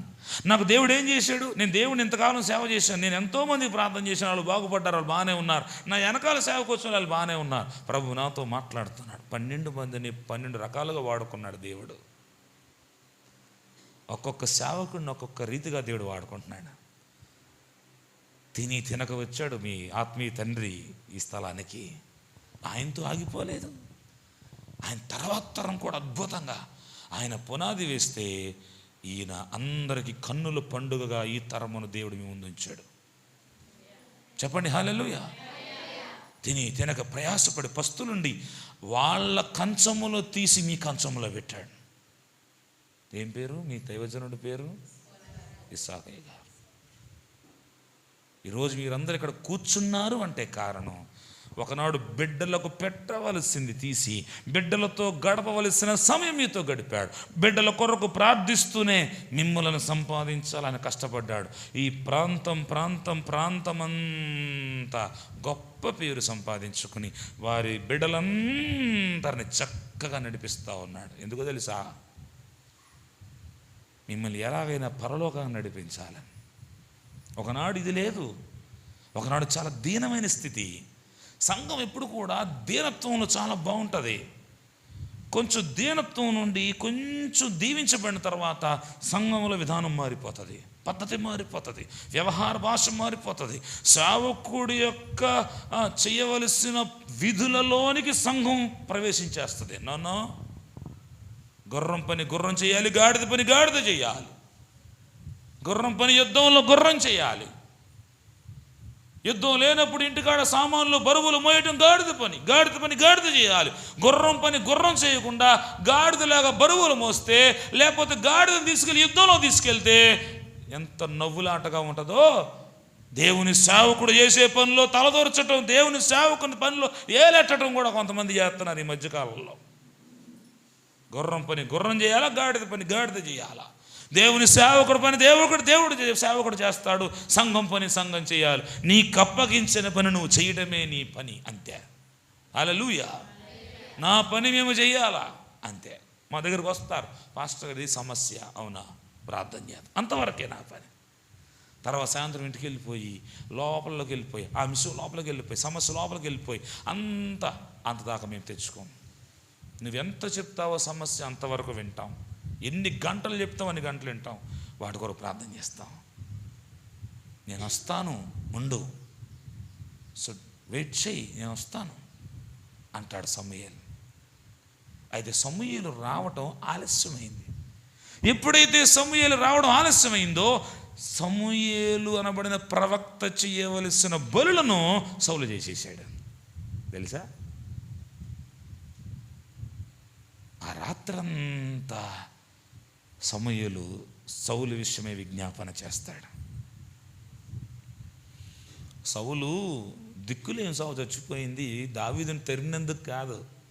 కొంతమంది వన్ సైడ్ ఆలోచిస్తారు, పాప అన్యాయంగా చంపేసి అన్యాయంగా దావీదుని తరిమాడు అందుకే శిక్ష పడింది. అస్సలు కాదు. సౌలు దావీదును తరిమినందువల్ల దిక్కులేని సావు చచ్చిపోవాలా? సౌలు బెన్యామీను గోత్రికుడు, కీషు అనే భాగ్యవంతుని కుమారుడు. బైబిల్లో సౌలు అనబడిన పాత నిబంధనలో ఉన్నాడు, కొత్త నిబంధనలో పౌలుగా మారిన ఈయన పేరు కూడా గతంలో ఏం పేరు? సౌలే. ఆయన బెన్యామీను గోత్రికుడే, ఈయన బెన్యామీను గోత్రికుడే. చీల్చునట్టి తోడేలని అర్థం బెన్యామీన్ అంటే. ఎన్నిక లేని చిన్న గోత్రం బెన్యామీను గోత్రం. అలాంటి బెన్యామీను గోత్రంలో ఉన్న సౌలు లేవి గోత్రంలో చేసేవాళ్ళు పనిచేసాడు అక్కడ. అందుకే దిక్కులేని చచ్చిపోయాడు. యెరోబాము అతని కుమారులు వెళ్ళి దేవాలయములో దేవుని బలిపీఠను తీసివేసి విగ్రహారాధన కలిగించే యాజకులను పెట్టి చేశారు. ఏలీ కుమారులు యాజకుడైనా సరే తీసి ఏలీ కుమారులు చేసిన పాపము బహు ఎక్కువైపోయి ఏలీ మెడ విరిగి చనిపోయాడు. వాళ్ళ దిక్కులేని చచ్చిపోయారు. హోఫ్ని ఫీనెహాసులు ఇద్దరు కూడా.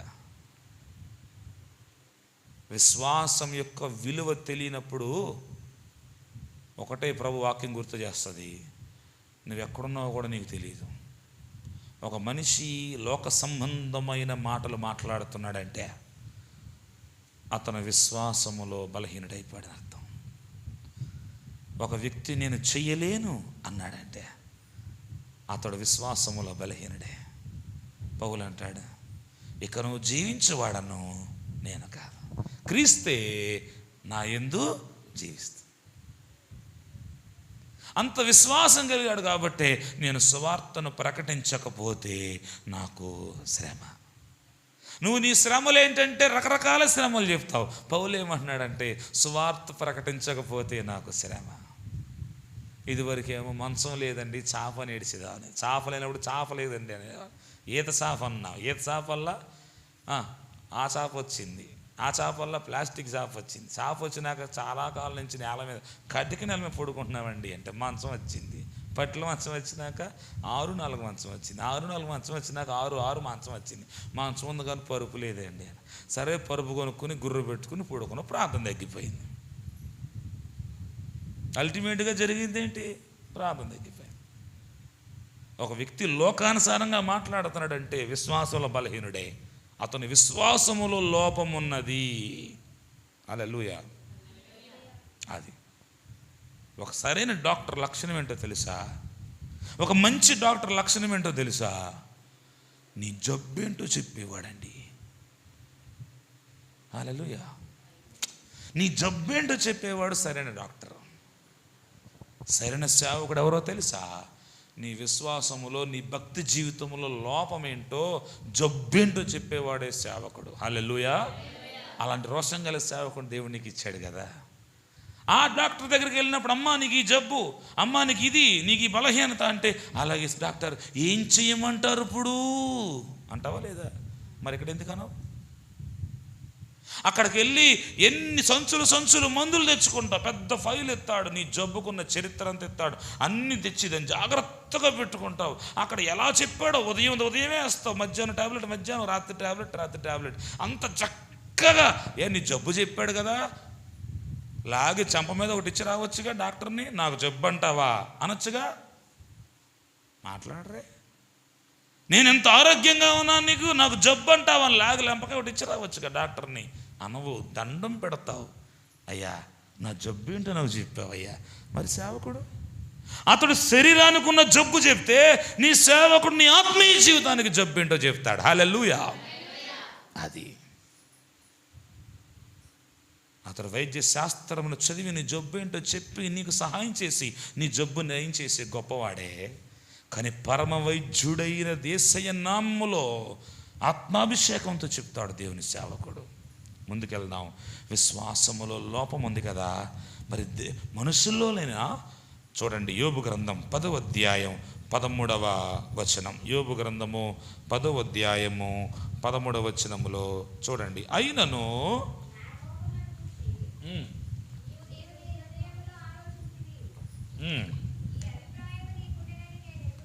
అది అర్థమవుతుందా? నా బ్రతుకునందు నాకు విసుగు పుట్టిందని చెప్పాడు యోబు. యోబు గ్రంథములో అధ్యాయాలన్నీ యోబు చెప్పినవి కాదు. యోబు చెప్పాడు, యోబు స్నేహితులు చెప్పాడు, అందులో దేవుడు మాట్లాడిన వచనాలు ఉన్నాయి. ఈ అధ్యాయము 9వ అధ్యాయం నుండి మనం చదివితే అప్పుడు యోబు ఇలాగూ ప్రత్యుత్తరం ఇచ్చిన చదువుతూ 10వ అధ్యాయంకి వచ్చేసరికి మాట్లాడు, నా బతుకునందు నాకు ఏం పుట్టిందంట? విసుగొట్టింది. అడ్డు లేకుండా ఎవడు అడ్డం చెప్పినా ఆగలేనంత అంగలార్పు వచ్చేసింది నా మీదకి. నా మనోవ్యాకులము కొలిది నేను చెప్తున్నాను. ఏం చెప్తున్నాడంటే చూడండి, నా లోపములను గురించి 13వ వచనం. అది అది అది నీవు నీ హృదయములో ఆలోచించు. ఇలా నువ్వు ఎప్పుడైనా ఆలోచించావా? దేవుడు నాకు అది ఇవ్వలేదు, దేవుడు నాకు ఇది ఇవ్వలేదని చెప్పే నీవు నీ లోపములను గురించి దేవుడు ఆలోచిస్తాడన్న విషయం నీకు తెలుసా? మనమే కాదండి. 4వ అధ్యాయం యోబు గ్రంథం 4వ అధ్యాయం 18వ వచనం. ఆయన తన సేవకులంటే మేమని కాదు, ఆయన సేవించేవారని రాయబడింది ట్రాన్స్లేషన్లో. ఆయన సేవకులంటే ఆయన సేవించేవారు, ప్రార్థించేవారు. అలాంటి వారిని నమ్ముట లేదు. చెప్పండి, తన దూతల యందు కూడా లోపం. మనుషుల్లోనే కాదు, మన విశ్వాసంలోనే కాదు, లోపములను ఆయన దేవదూతలలో కూడా చూచాడు. చూడబట్టే కదా వాడు కింద పడద్రోయబట్టాడు. వాడికి చాలా పేర్లు ఉన్నాయి: దుష్టుడు, అపవాది, అబద్ధికుడు, అబద్ధికులకు జనకుడు. చెప్పండి, సాతాను, లూసిఫర్. లూసిఫర్ అంటే తెలుగు బైబిల్లో లేదు. లూసిఫర్ అంటే సాతాను అనే మాటకు కింగ్ జేమ్స్ వెర్షన్ అనే ఇంగ్లీష్ బైబిల్లో అనువాదములో లూసిఫర్ అని రాశారు. ఈ లూసిఫర్ అనే పేరు ఇంకా చెప్పనా, పౌలు అడుగు ముందుకేసి వాడు వాక్యం బాగా చెప్తాడు, వాడు వెలుగు వలె ఉంటాడు, లోకమునకు నేను వెలుగై ఉన్నానని యేసుప్రభు చెప్తే, నేను వెలుగు అని ఒక దూత, వెలుగు దూత వేషము వేసుకుంటాడు. ఇది ఆశ్చర్యము కాదు. సాతాను తానే వెలుగు దూత వేషం వేసుకుని ఉన్నాడు. వాడికి వెలుగు దూత అని పేరు పెట్టాడు. ఇంకా చెప్పన, మకరము అనే పేరు పెట్టబడింది సాతానికి. ఇన్ని పేర్లు పెట్టబడిన ఒకనాడు ప్రధాన దూత అని మీకు తెలుసా? ఒకనాడు వాడు పడద్రోయబడక ముందు వరకు వాడు ఆరాధికుడని మీకు తెలుసా? వాడు పడద్రోయబడక ముందు వరకు వాడు ప్రధాన ఆరాధికుడుగా ఒక పెద్ద క్వైర్ మెయింటైన్ చేశాడని మీకు తెలుసా? వాడు పాటలు పాడితే దేవునికి ఒకనాడు ఎంత మహిమ కలిగిందో మీకు తెలుసా? జాగ్రత్త. ఈ చివరి దినాలలో కూడా పాటల మాయలో పడి కొంతమంది, మా సంఘములో మంచి వాయిద్యాలు లేవు, అక్కడ మంచి వాయిద్యాలు ఉన్నాయి, మా సంఘములో కనబడే తెరలు లేవు, మా సంఘంలో మంచి సౌండ్ సిస్టమ్ లేదు. నీ విశ్వాసమును సౌండ్ బాక్సులతో, వాయిద్యాలతో పోల్చుకోవద్దు, నీ చేతిలో ఉన్న వాక్యంతో పోల్చుకోండి. హల్లెలూయా. ఒకనాడు ఇస్సాకయ్య గారు వచ్చినప్పుడు ఏముంది? సరైన డ్రమ్ము కూడా లేదుగా. అప్పుడు పెట్రోమాక్స్ లైట్ అని ఉండేది. నేను సేవకు వచ్చినప్పుడు కూడా నాకు తెలుసు. పెట్రోమాక్స్ లైట్ మధ్యలో ఒక చిన్న ఏముంటుంది, మ్యాంటిల్ ఉంటుంది, ఒక గుడ్డ లాంటిది ఉంటుంది తెల్లది. దాన్ని కొట్టి కొట్టి గ్యాస్ కొట్టి అది వెలిగితే ఎంత కాంతి వచ్చేదో. ఒకనాడు దీపం బుడ్డిలో చేసిన సేవ ఈనాడు సంఘాలలో ఒక వెర్రి పట్టుకుందనమాట. ఈనాడు ఒక వెర్రి ప్రభువిస్తే ఉన్నాయి. ఈరోజు వచ్చిన వాయిద్యాలు అంత కమ్మగా పాడలేకపోవచ్చు, ఆత్మతో పాడు, దేవుడిని పాట వింటాడు. హల్లెలూయా.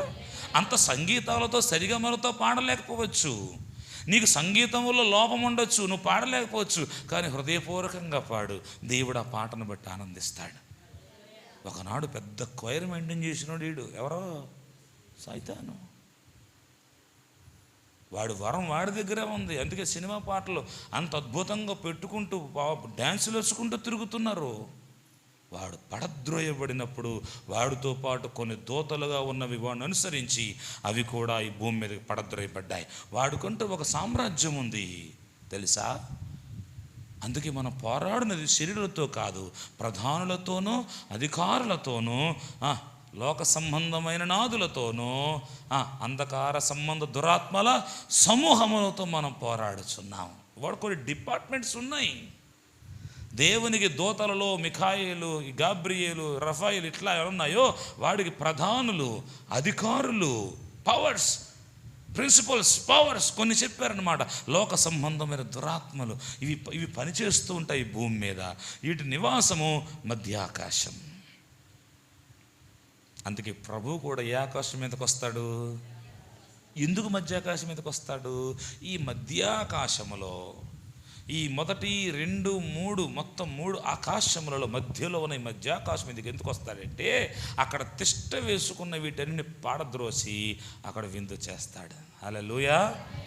ఈ దురాత్మలు వచ్చి రోగాలు కలిగిస్తాయి, బాధలు కలిగిస్తాయి, శ్రమలు పెడతాయి, ఇంట్లో సమస్యలు తీసుకొస్తాయి, సరిహద్దు మధ్య గొడవలు, ఈ అన్నదమ్ముల మధ్య గొడవలు, అక్కచెల్లెల మధ్య గొడవలు, కుటుంబంలో గలిబిలి, అంతేకాదు సంఘములో కూడా గలిబిలే. ఏ అమ్మ రావట్లేదే పాస్టర్ గారు, మా తోడుకోళ్ళకి మాకు గొడవ అయిందండి, మా సంఘంలోనే నేను వాక్యం వినలేకపోతున్నానండి, నేను వాక్యం వినలేకపోతున్నా, ఆవిడ మమ్మల్ని చాలా బాధ పెట్టిందండి. నువ్వు తోడుకోడల కొరకు వచ్చావా? ప్రభు కొరకు వచ్చావా? ఆమె ప్రార్థన ఆమె చేసుకుంటుంది, నీ ప్రార్థన నువ్వు చేసుకో. మీకు తెలియదండి పాస్టర్ గారు, మేము చాలా నష్టపోయాం, వాళ్ళు ఉంటే మేము రాము. అదేంటది? దానికి దీనికి సంబంధం ఏంటి? పాస్టర్ గారు మేము వేరేనండి, మేము వేరే, వాళ్ళు వేరే, ఆ కులం వాళ్ళు మేము రామండి. పాస్టర్ గారు మీ ఏరియా, మీ సంఘం అక్కడ ఉందండి, మేము రావాలని చాలా అనుకుంటాం, మేము రాలేవు అంటే సంఘం అక్కడ ఉంది కాబట్టి నువ్వు రాలేనంటున్నావు. రేపు పరలోకానికి రావా?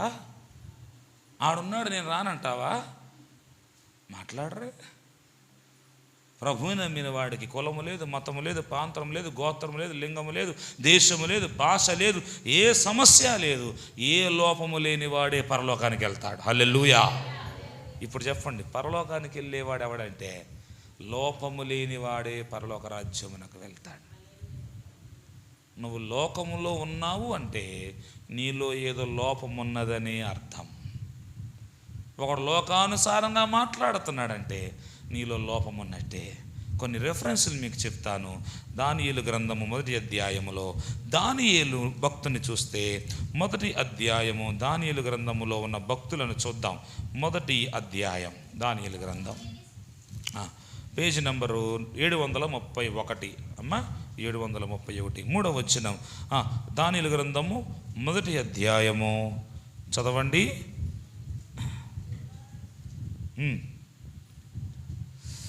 తీశారమ్మా?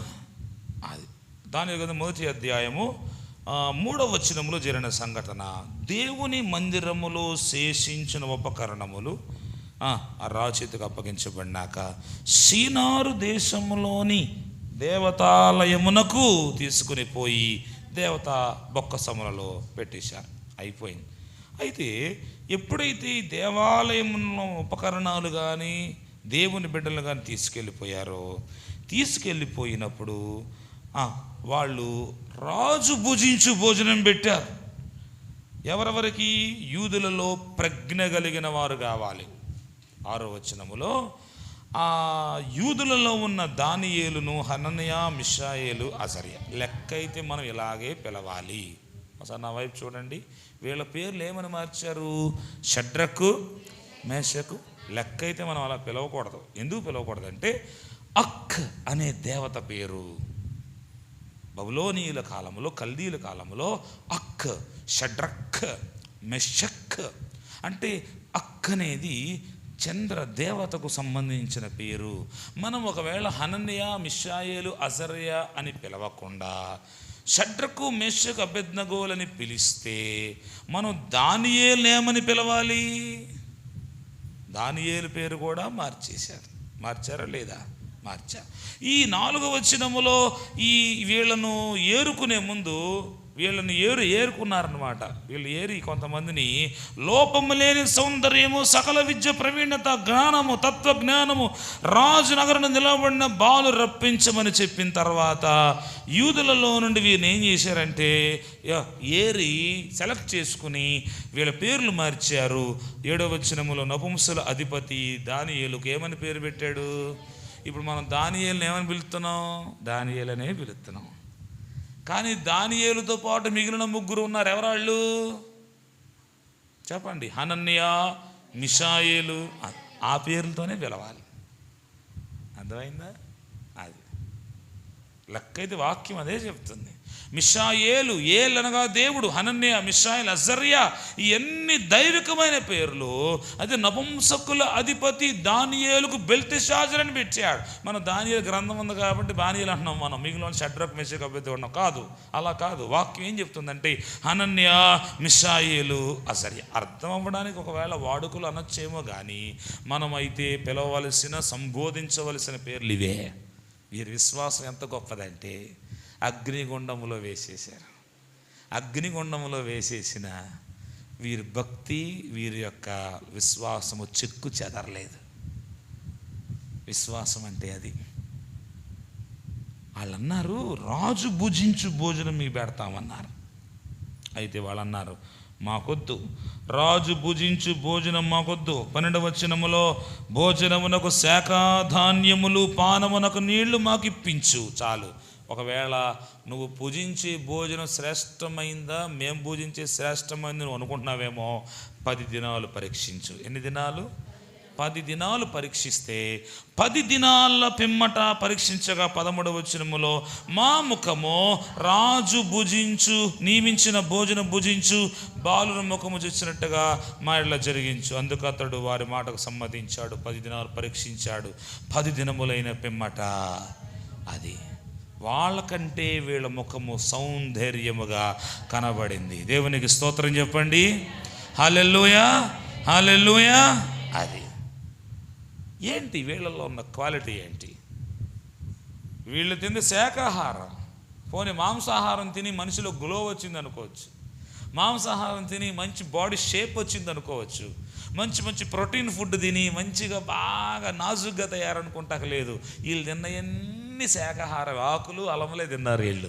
ఏంటి వీళ్ళల్లో ఉన్న గొప్పతనం? ఎందుకు వీళ్ళంత బాగా కనబడ్డారంటే మనం 4వ వచనములో 3వ లైన్లో ఉంది, వీళ్ళు రాజవంశములోనే ముఖ్యులు కాదు, లోపము లేని సౌందర్యం. హల్లెలూయా.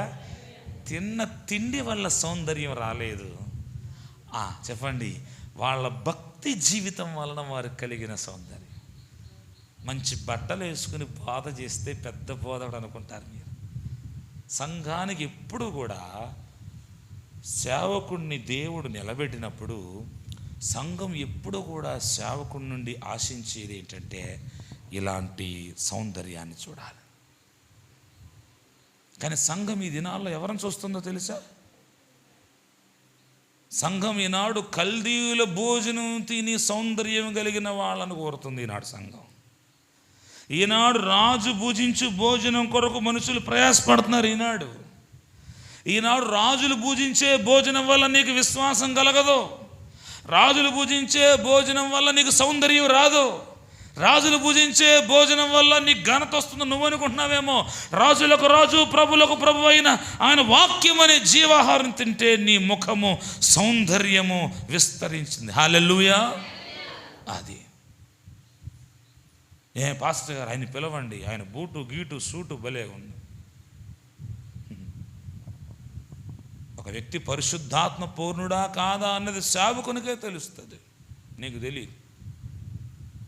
సేవకుడు కనిపెట్టి ప్రార్థించి ఎవరిని పిలవాలి, ఎవరిని పిలిస్తే ఈ సంవత్సరం దేవుడు మాతో మాట్లాడతాడు, ఎవరిని పిలిస్తే సంఘం ఉజ్జీవించబడుతుంది, ఎవరిని పిలిస్తే ఈనాడు ఇంత ఖర్చు పెట్టి సంఘం అంతా గుప్పిళ్ళు విప్పి 1000 రూపాయలు ఖర్చు పెట్టి సంఘం ముందుకు వచ్చినప్పుడు ఆ 1000 రూపాయల అర్పణకు తగిన రీతిలో వర్తమానం ఎవరు అందిస్తారు అని ప్రార్థించి దేవుని సేవకుడు కనిపెట్టి ఆ ఏర్పాటు చేస్తాడు. అది ఆయన పని, నువ్వేలెట్టకూడదు. మా సంఘంలో అలాగే ఏలెట్టారు, ఎగ్గొట్టాడు ఆయన, సరిపోయింది. అందరూ ఆమెను తిట్టారు, పెద్ద పొడి చేస్తాడన్నావు ఏదని. దేవుని సేవకుని కొంత జ్ఞానము సంఘముకు ఉండదు. సేవకుని ఆలోచన ఒకలా ఉంటుంది, సంఘం ఆలోచన ఒకలా ఉంటుంది. సంఘముగా నువ్వు చెప్పండి, సంఘముగా విశ్వాసిగా నువ్వు ముందుకు కొనసాగిపోవటమే నడిపించేవాడు నడిపిస్తాడు. డ్రైవర్ దగ్గరికి వెళ్ళి గేరై, యాక్సిలేటర్ అయ్యి తొక్కు, గేరై అనకూడదు. ఆయన తెలుసు గేరు ఎప్పుడు వేయాలో. వంట ఆయన దగ్గరికి వెళ్ళి కొంచెం ఉప్పై, కొంచెం కారమే, డైరెక్షన్లు ఇవ్వకూడదు. ఆ కురిపి ఆడ వాడేసి పలహాడ వాడేసి వెళ్ళిపోతాడు. నువ్వు వండు అంటాడు, నీకు రాదు. నీ వంటలు ఎలా ఉంటాయి మాకే బాగా తెలుసు. నీ వంటలు ప్రతి ఆదివారం తినే 24 ఏళ్ళని తిన్నాను మా వాళ్ళ వంట. అదే ముదురు కూర అనుకో నూనె ఎక్కువ పోసేస్తుంది, అదే లేత కూర ఇంకా ఉడకలేదనుకో టైం అయిపోతుంది నీళ్ళు వచ్చేస్తుంది. అయితే నూనె వచ్చేస్తుంది, లేకపోతే నీళ్ళు వచ్చేస్తుంది. ఆ నూనె నీళ్ళు కలిపి రేపు తెలుస్తుంది మాకు, ఇవాళ తెలీదు. నువ్వేమంటావంటే మీరు తింటే మాకు ఆశీర్వాదం, మీరు తింటే మాకు ఆశీర్వాదం. సేవకుడికి కుంభాలు పెడితే ఆశీర్వాదం రాదు. ముందు సేవకుడు తింటే కాదు, సేవకుని నోట నుండి వచ్చే మాట వింటే నీకు ఆశీర్వాదం. హల్లెలూయా. అది అప్పుడు పెట్టు. సేవకుడి మాట విని దేవుని మాటగా దాన్ని పరిగణించి అప్పుడు నువ్వు సేవకునికి పెట్టు. అబ్రహాము ఎలాగైతే మధ్యాహ్నం వేళ మధ్యాహ్నం వాళ్ళకి పెట్టి దీవెనలు పొందుకున్నా, నువ్వు కూడా దీవెనలు పొందుకుంటా కదా. 10 దినాలు వాళ్ళకి టైం ఇచ్చాడు. 10 దినాల్లో ఫెయిర్ అండ్ లవ్లీలు క్రీములు ఏమి రాయలేదు వాళ్ళు. లోపము లేని భక్తి జీవితం కలిగి ఉన్నారు వాళ్ళు. లోపల భక్తిని బట్టే చెప్పండి, ముఖము వెలుగుతూ ప్రకాశిస్తూ ఉంది. దేవునికి లోపము లేని సౌందర్యం గలవారు కావాలి. కొంతమంది అంటారు, మేము మీటింగ్కి వెళ్ళేటప్పుడు, అయ్యా చిన్న కానుకండి, పర్వాలేదు. 24 సంవత్సరాల్లో దేవుని మహాదయ వల్ల, దేవుని కృప వల్ల, దేవుని మహాకృప అది చెప్తా కదా. 24 సంవత్సరాల నుండి తిరుగుతున్నా చెప్తున్నా, నేను ఎప్పుడు ఎవరిని డబ్బులు డిమాండ్ చేయలేదు. కొన్నిసార్లు వెళ్ళేటప్పుడు వాళ్ళు ఇచ్చిన డబ్బులు నాకు మా డ్రైవర్ గారికి కానీ మా పెట్రోల్కి కానీ కూడా రావు. ఒకసారి ఊహించని విధంగా కొన్ని పెద్ద సంఘాలకు వెళ్ళినప్పుడు గౌరవం, ఘనత, ప్రభువా గంట వాక్యం చెప్పినందుకైనా నేను ఎప్పుడు డబ్బులు డిమాండ్ చేయలేదు. నేను వస్తాను అని ఎగ్గొట్టిన మీటింగులు లేవు. పోయిన సంవత్సరం నూజివీడులో పాస్టర్ గారు, అదే బాగా గుర్తు, మొన్న వెళ్ళాను. ఆ డేట్లు మర్చిపోయాను, అడ్జస్ట్మెంట్ చేసుకున్నాను. ఈరోజు డబ్బు డిమాండింగ్. ఈరోజు ఎంత ఇస్తావు, ఇంకా అప్డేట్ అయిపోయి ముందే ఫోన్పే చేసుకుంటున్నారు కొంతమంది. ఇంతమంది సేవకుల్లో చిన్నగా కనపడే ఒక సేవకుడు ఉన్నాడు. ఎవరో తెలుసా? నేను కాదు, స్థానిక సంఘ కాపరి. సంఘానికి ఎప్పుడు తన సేవకుడు ఇలా కనబడాలి. మేం కాదు. మేము బెతస్తా కోనేరులో అలా నీళ్లు కదిలించి వెళ్ళిపోయిన దేవదూత మాదిరిగా వచ్చి సభలకు వచ్చి 4 మాటలు వెళ్ళిపోతాం అంతే. కానీ నువ్వు ఎలాగున్నావో, నిలబడ్డావా, పడిపోయావా, బలహీనతలో ఉన్నావా, బలంలో ఉన్నావా, నవ్వుతున్నావా, ఏడుస్తున్నావా, నువ్వు ఇంటికాడ ఉన్నావా, ఆసుపత్రుల్లో ఉన్నావా, నీ గురించి అసగట్టుకునేవాడు నీ సేవకుడు. లోపము లేకుండా సేవ చేస్తూ ఉన్నాడు. లోపము లేని సౌందర్యం వాళ్ళు కలిగి ఉన్నారు కాబట్టి వాళ్ళు తిన్న ఆకుకూరలైనా సరే వాళ్ళ ముఖాలు వెలుగుతూనే ఉన్నాయి. హల్లెలూయా చెప్పండి, హల్లెలూయా. ఈనాడు ప్రపంచం బయట ఎలా ఉందో మీకు తెలియదు. బయట భక్తి ఎలా చేస్తున్నారో మీకు తెలియదు. దేవుడి పేరు మీద వ్యాపారం, ఎంత వ్యాపారం జరుగుతుందో మీకు తెలియదు. ఒక ఆయన అరటిపళ్ళు ఇస్తున్నాడు ప్రార్థన చేస్తా. అలాంటప్పుడు అయ్యగారు ఎంత కష్టపడి బలమైన ఈ భీములు పిల్లర్లు వేసి, మళ్ళీ పోయినసారి లేవు, ఇప్పుడు చూసాను పిల్లర్లు ఉన్నాయి పైన. ఇదంతా ఎట్టుకునే ఎందుకు? అయ్యగారు ఒక అరటి తోట వేసుకుంటే పోద్దుగా. ఒక ఎకరంలో ఒక అరటి తోట వేసుకుని తలకో ప్రార్థన చేసి ఆ చెట్టుని అరటిపండు, ఒక అరటిపండు ఇస్తే సరిపోద్దా? గుడి కట్టడం ఎందుకు? సభలు పెడతాం ఎందుకు? మమ్మల్ని పిలవటం ఎందుకు? నిజంగా చెప్పు, నీ ఇంట్లో ఎన్ని తైలం బుడ్లు ఉన్నాయి? ఇప్పుడు వస్తాను మీ అయ్యగారితో మధ్యాహ్నం మీ ఇంటికి. ఎన్ని తైలం బుడ్లు ఉంటాయి? 2-3 తైలం బుడ్లు ఉంటాయి ఇంటికాడ. ఎన్ని క్యాలెండర్లు ఉంటాయి మీ ఇంట్లో? నిజం చెప్పండి. మా విశ్వాసం ఇంటికి వెళ్తేనే ప్రార్థన చేస్తానికి ఎవరితో తెచ్చిచ్చింది, ఎక్కడిది ఇది అన్నా నేను.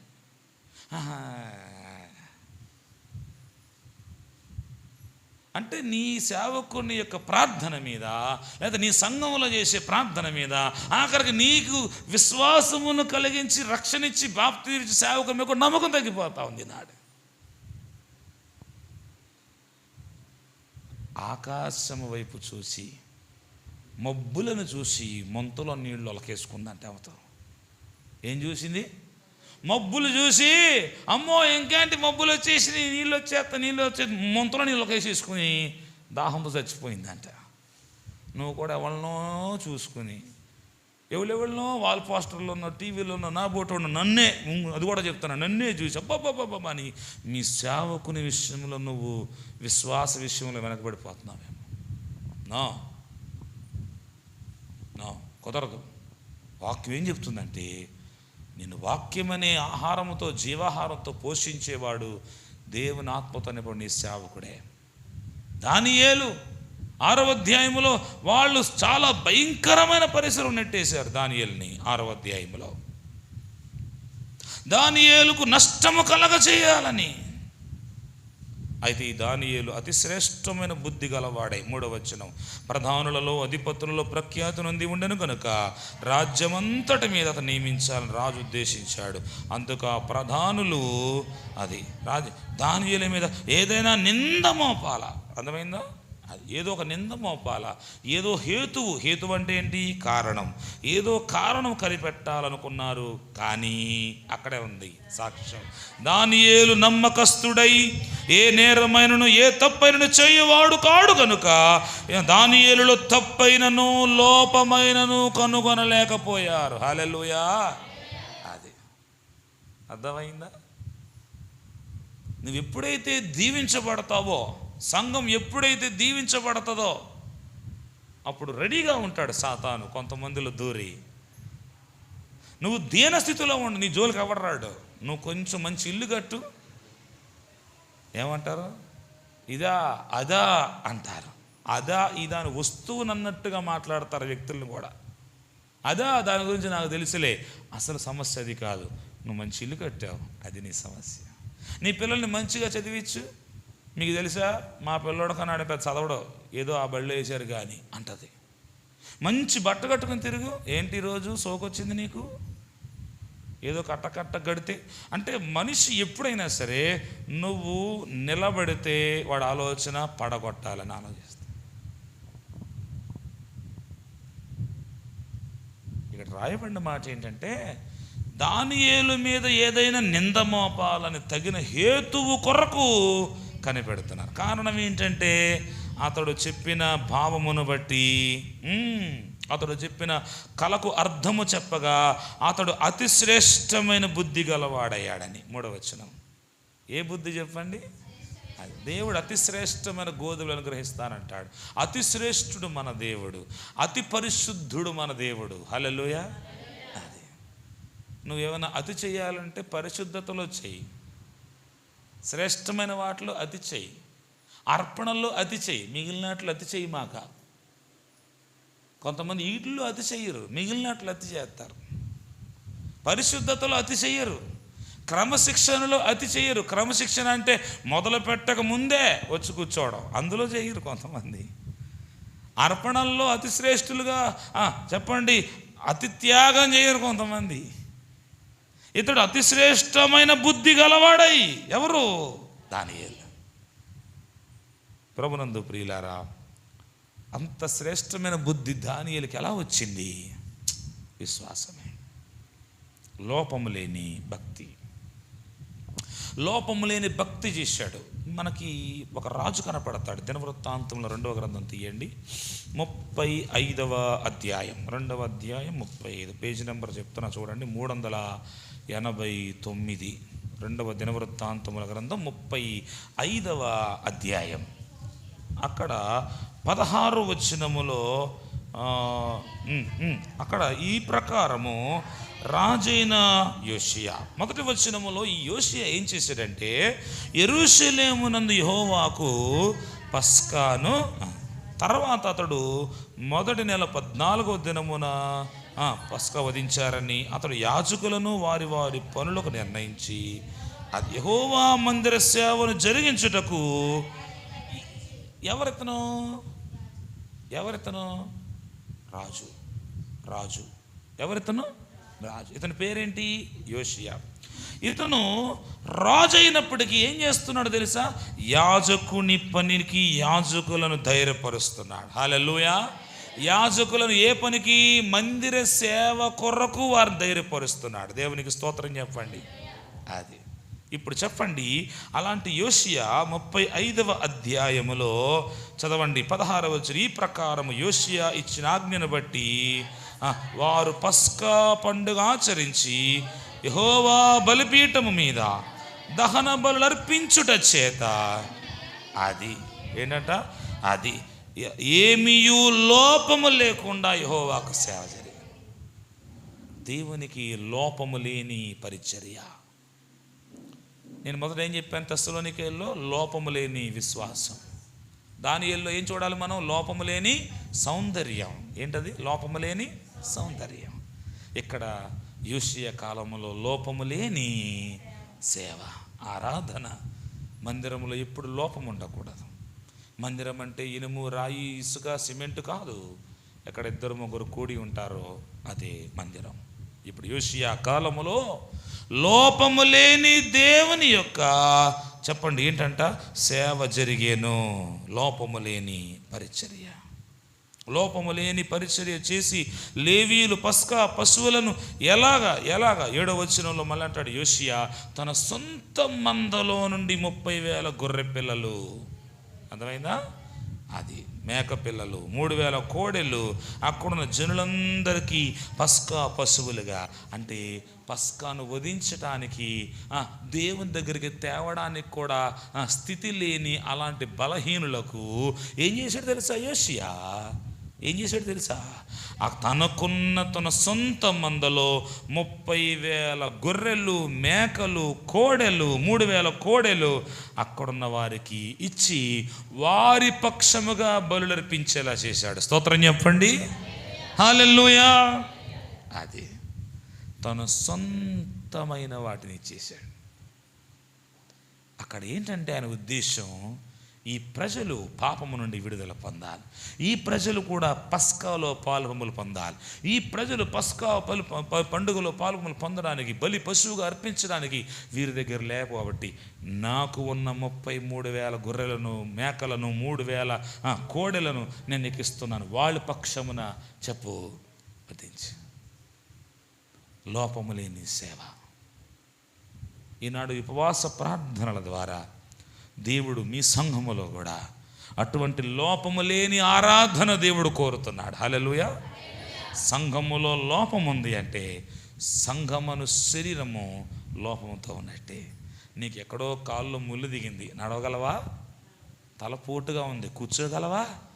సంఘం అనే శరీరము కూడా చెప్పండి లోపముతోనో జబ్బుతోనో ఉంటే, ఆ రోజు నీరసంగా లోపంగా తలనొప్పిగా ఉన్న వ్యక్తి ఎలాగ ఏ పని చెయ్యలేడో సంఘము కూడా ఏ పని చేయలేదు లోపముతో ఉంటే. పాస్టర్ గారు ఈరోజు ఎక్కువసేపు వినలేకపోయానండి, అస్సలు ప్రాణం స్థిమితో లేదండి. సరే మర్రా, నీ కొరకు ప్రార్థన చేస్తాను. చేసి నాకు చాలా బాగుందండి పాస్టర్ గారు, నాకు చాలా బాగుంది. శరీరము సహకరిస్తేనే కదా ఏ పైన చేసేది. ఆ శరీరం ఏంటో తెలుసా? సంఘమే. సంఘమును శరీరమున క్రీస్తు శిరస్సు అయి ఉన్నాడు. హల్లెలూయా. అది శరీరం సహకరిస్తేనే కదండి ఏదైనా చేయగలిగేది. ఇప్పుడు నేను రాగలిగానంటే సహకరిస్తేనే రాగలిగాను. మీరు రాగలిగారంటే మీ శరీరము, మీ ఆరోగ్యం సహకరించారండి. సంఘము కూడా సహకరిస్తేనే మందిర సేవ అద్భుతంగా లోపం లేకుండా జరుగుతుంది. హల్లెలూయా. కానీ ఒకనాడు అస్సలు సహకరించాలి ఆ తండ్రికి ఒక వ్యక్తి. అతని పేరు ఏంటంటే అబ్షాలోము. అతను సమూయేలు 2వ గ్రంథంలో కనపడతాడు. అతని గురించి మీరు తర్వాత చదువుకోండి. ముగించే ముందు సమూయేలు 2వ గ్రంథములో 14వ అధ్యాయములో మనకు కనపడతాడు. అతని గురించి రాయబడిన మాట ఏంటంటే 14వ అధ్యాయం 25వ వచనములో, ఇశ్రాయేలీలందరిలో అబ్షాలోమంత సౌందర్యము గలవాడు ఒకడునో లేడు, అరికాలు మొదలుకొని తల వరకు. అది అర్థమవుతుందా? అరికాలు మొదలుకొని తల వెంట్రుకల వరకు ఏ లోపము లేనివాడు. అయితే అతడు శరీర రీతిగా లోపము లేనివాడే కానీ తండ్రిని దుఃఖపెట్టిన వాడైపోయాడు. అబ్షాలోం అన్నారు. అమ్మ వింటున్నారా? అబ్షాలోం. షలోం అంటే సమాధానం. అబ్షాలోం అంటే అర్థం తండ్రితో సమాధానపడువాడు అని అర్థం. పేరు ఎంత బాగా సూట్ అయిందో ఆ వ్యక్తికి, చక్కగా సరిపోయింది ఆ తండ్రికి కొడుక్కి పేరు. కానీ ఆ తండ్రికి సమాధానం లేదు. ఆ తండ్రి గుమ్మము దగ్గర కూర్చుని ఎదురు చూస్తూ ఉన్నాడు, నా కొడుకు అబ్షాలోం క్షేమమేనా? తండ్రి బతుకుండగానే తిరుగుబాటు చేస్తున్నాడు. ఈనాడు చాలామంది సంఘాలలో కూడా ఈ రెబలియస్ నేచర్. సంఘాలలో ముందు మాట్లాడేవాళ్ళు కొంతమంది, వెనకాల మాట్లాడేవాళ్ళు కొంతమంది. ఈ దినం దేవుడు చెప్పుచున్న మాట ఏంటంటే, నువ్వు ఎప్పుడైతే దేవుని సన్నిధిలో దీనుడై నలిగిన హృదయముతో దీనురాలుగా నువ్వు దేవుని ఆరాధన చేస్తావు, నీ పనేంటో నువ్వు చూసి వెళ్ళిపోతావో దానంత ఉత్తమం ఇంకోటి ఏం లేదు. ఈ ప్రపంచంలో ఎవడ పని వాడు చేసుకుంటే దానంత ఉత్తమం ఏదీ లేదు. ఇప్పుడు నేనున్నాను, నా ప్రసంగం నేను చెప్పుకుని వెళ్ళిపోయాను అనుకో, ఈ గొడవ లేదు. నేను ఆళ్ళను దూషించి ఏళ్ళను దూషించి ఇతర మతస్థులను కించపరిచాను అనుకో, నేను వెళ్ళిపోతాను. కానీ దానివల్ల స్థానిక సంఘము చిక్కుల్లో శ్రమల్లో పడిపోతుంది. నా దేవుడు గొప్పవాడని చెప్పడానికి నేను వచ్చాను అంతే. హల్లెలూయా. నా దేవుని గొప్పతనం చెప్పడానికి వచ్చాను నేను. హల్లెలూయా. అందరము దేవుని బిడ్డలమే, అందరూ మనవారే. ఎవరిని దూరం పెట్టకూడదు, ఎవరిని కించపరచకూడదు. ఇతర సంఘమును కానీ, ఇతర మతములను కానీ, ఇతర ప్రాంతముల వారు కానీ, ఇతర వారు ఎవరైనా కానీ ఏ విషయములో కూడా మనం ఎన్నడూ వారిని కించపరచకూడదు. ఏదో గొప్పోడు అనుకుంటున్నారు చాలామంది ఈ రోజుల్లో. ఎదుటోని తిడితే గొప్పోడిని అవుదామని. నువ్వు గొప్పోడు ఎప్పుడు అవుతావంటే నీకు నువ్వు కష్టపడి నీకు నువ్వు దానియేలులా నిలబడితే గొప్పోడు అవుతావు. ఎదుటోని తిడితే నువ్వు కాసేపు నలుగురిలో భజనగాళ్ళ మధ్యలో గొప్పోడు అవుతావేమో, కానీ ఆ భజనగాళ్ళు వెళ్ళిపోయినాక నువ్వు దొరికిపోతావు. నేనందుకే పెద్ద ప్రసంగికుల్లా కొత్త కొత్త మర్మ దేవుడు నాకు ఇచ్చిన ఎంత జ్ఞానం ఇచ్చాడు అంతవరకు చెప్పడానికి ప్రయత్నిస్తాను.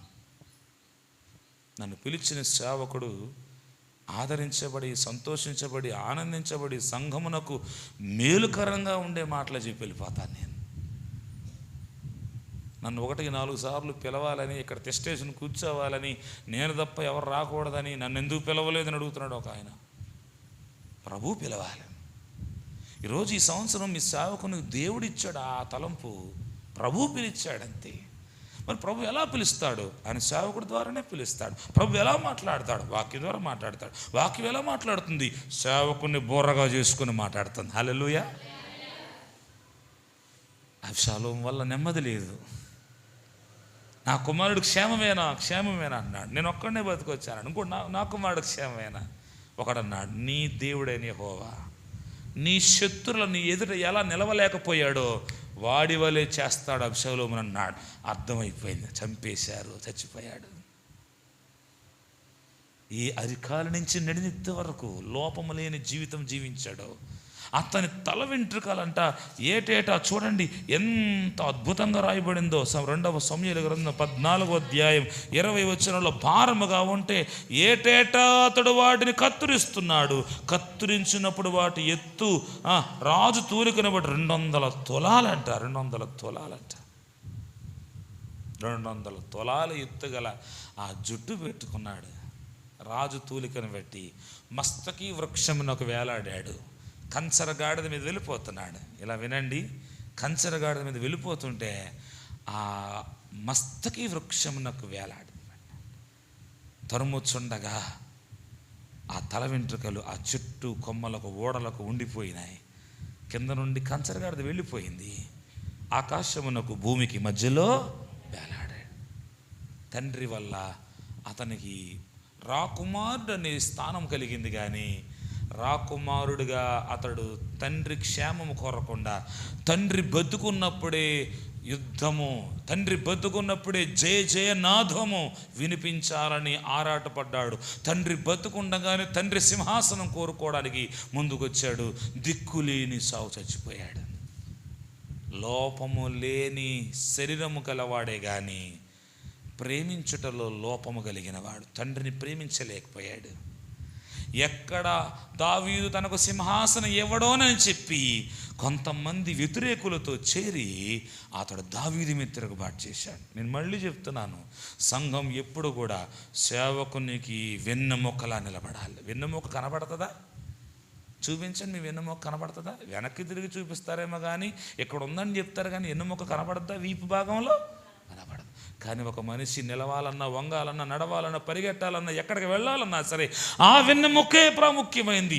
సంఘము కూడా సేవకునికి వెన్నెముకలా ఉండాలి. వెన్నెముక వెనకాలే ఉంటుంది. వెన్నెముక అదృశ్యంగా ఉంటుంది. వెన్నెముక వెనకాల నిఠారుగా నిలబడి ఉంటుంది. సంఘం కూడా అంతే, వెన్నెముకలాగా ఉండాలి. Back bone. సంఘం నిలబడాలి సేవకునికి. అయ్యా పెట్టు సభలో మేమున్నాం, వెనకాలే. నాన్నగారు నువ్వు నిలబడు, దేవుడు నన్ను ఎన్నుకుంటే నన్ను రాజునిగా చెయ్యి అని చెప్పాల్సినోడు యుద్ధనాదములు, జయ జయనాదములు మోగించేసి తండ్రి మీద తిరుగుబాటు చేసేసి లోపము లేనంత అందాన్ని చూచారు. అందరు అందాన్ని చూచారు. మనుషులు కదా, పైరూపమనే చూచారు.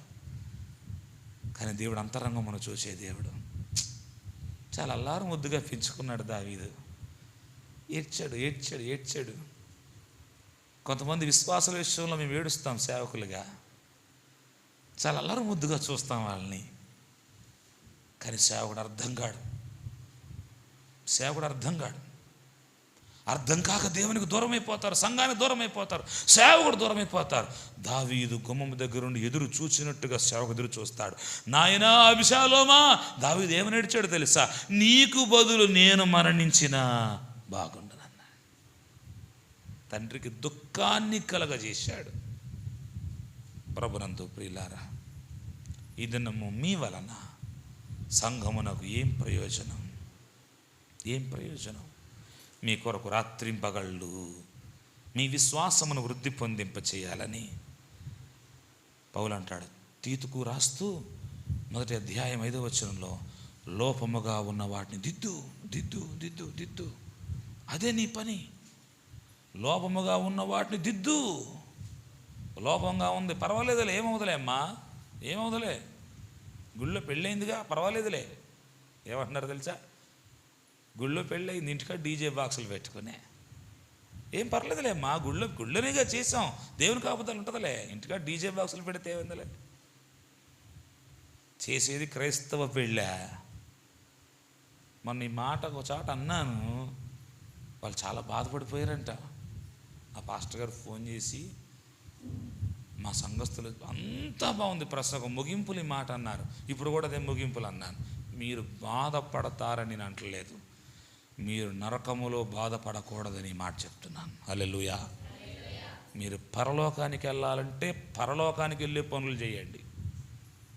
సంఘములో పెళ్లి చేస్తే, మొన్న పెళ్లి చేశాను నేను గవర్నమెంట్ రిజిస్ట్రార్, మొన్న పెళ్లి చేశాను 11వ తారీఖు. ఆశ్చర్యపోయాను నేను, నిజంగా దేవుణ్ణి చూసినట్టుగా చూస్తున్నారు. నేను గమనిస్తున్నాను. పెళ్ళైపోయింది, గంట కూర్చున్నాను కావాల్సి వీళ్ళు ఏం చేస్తారని.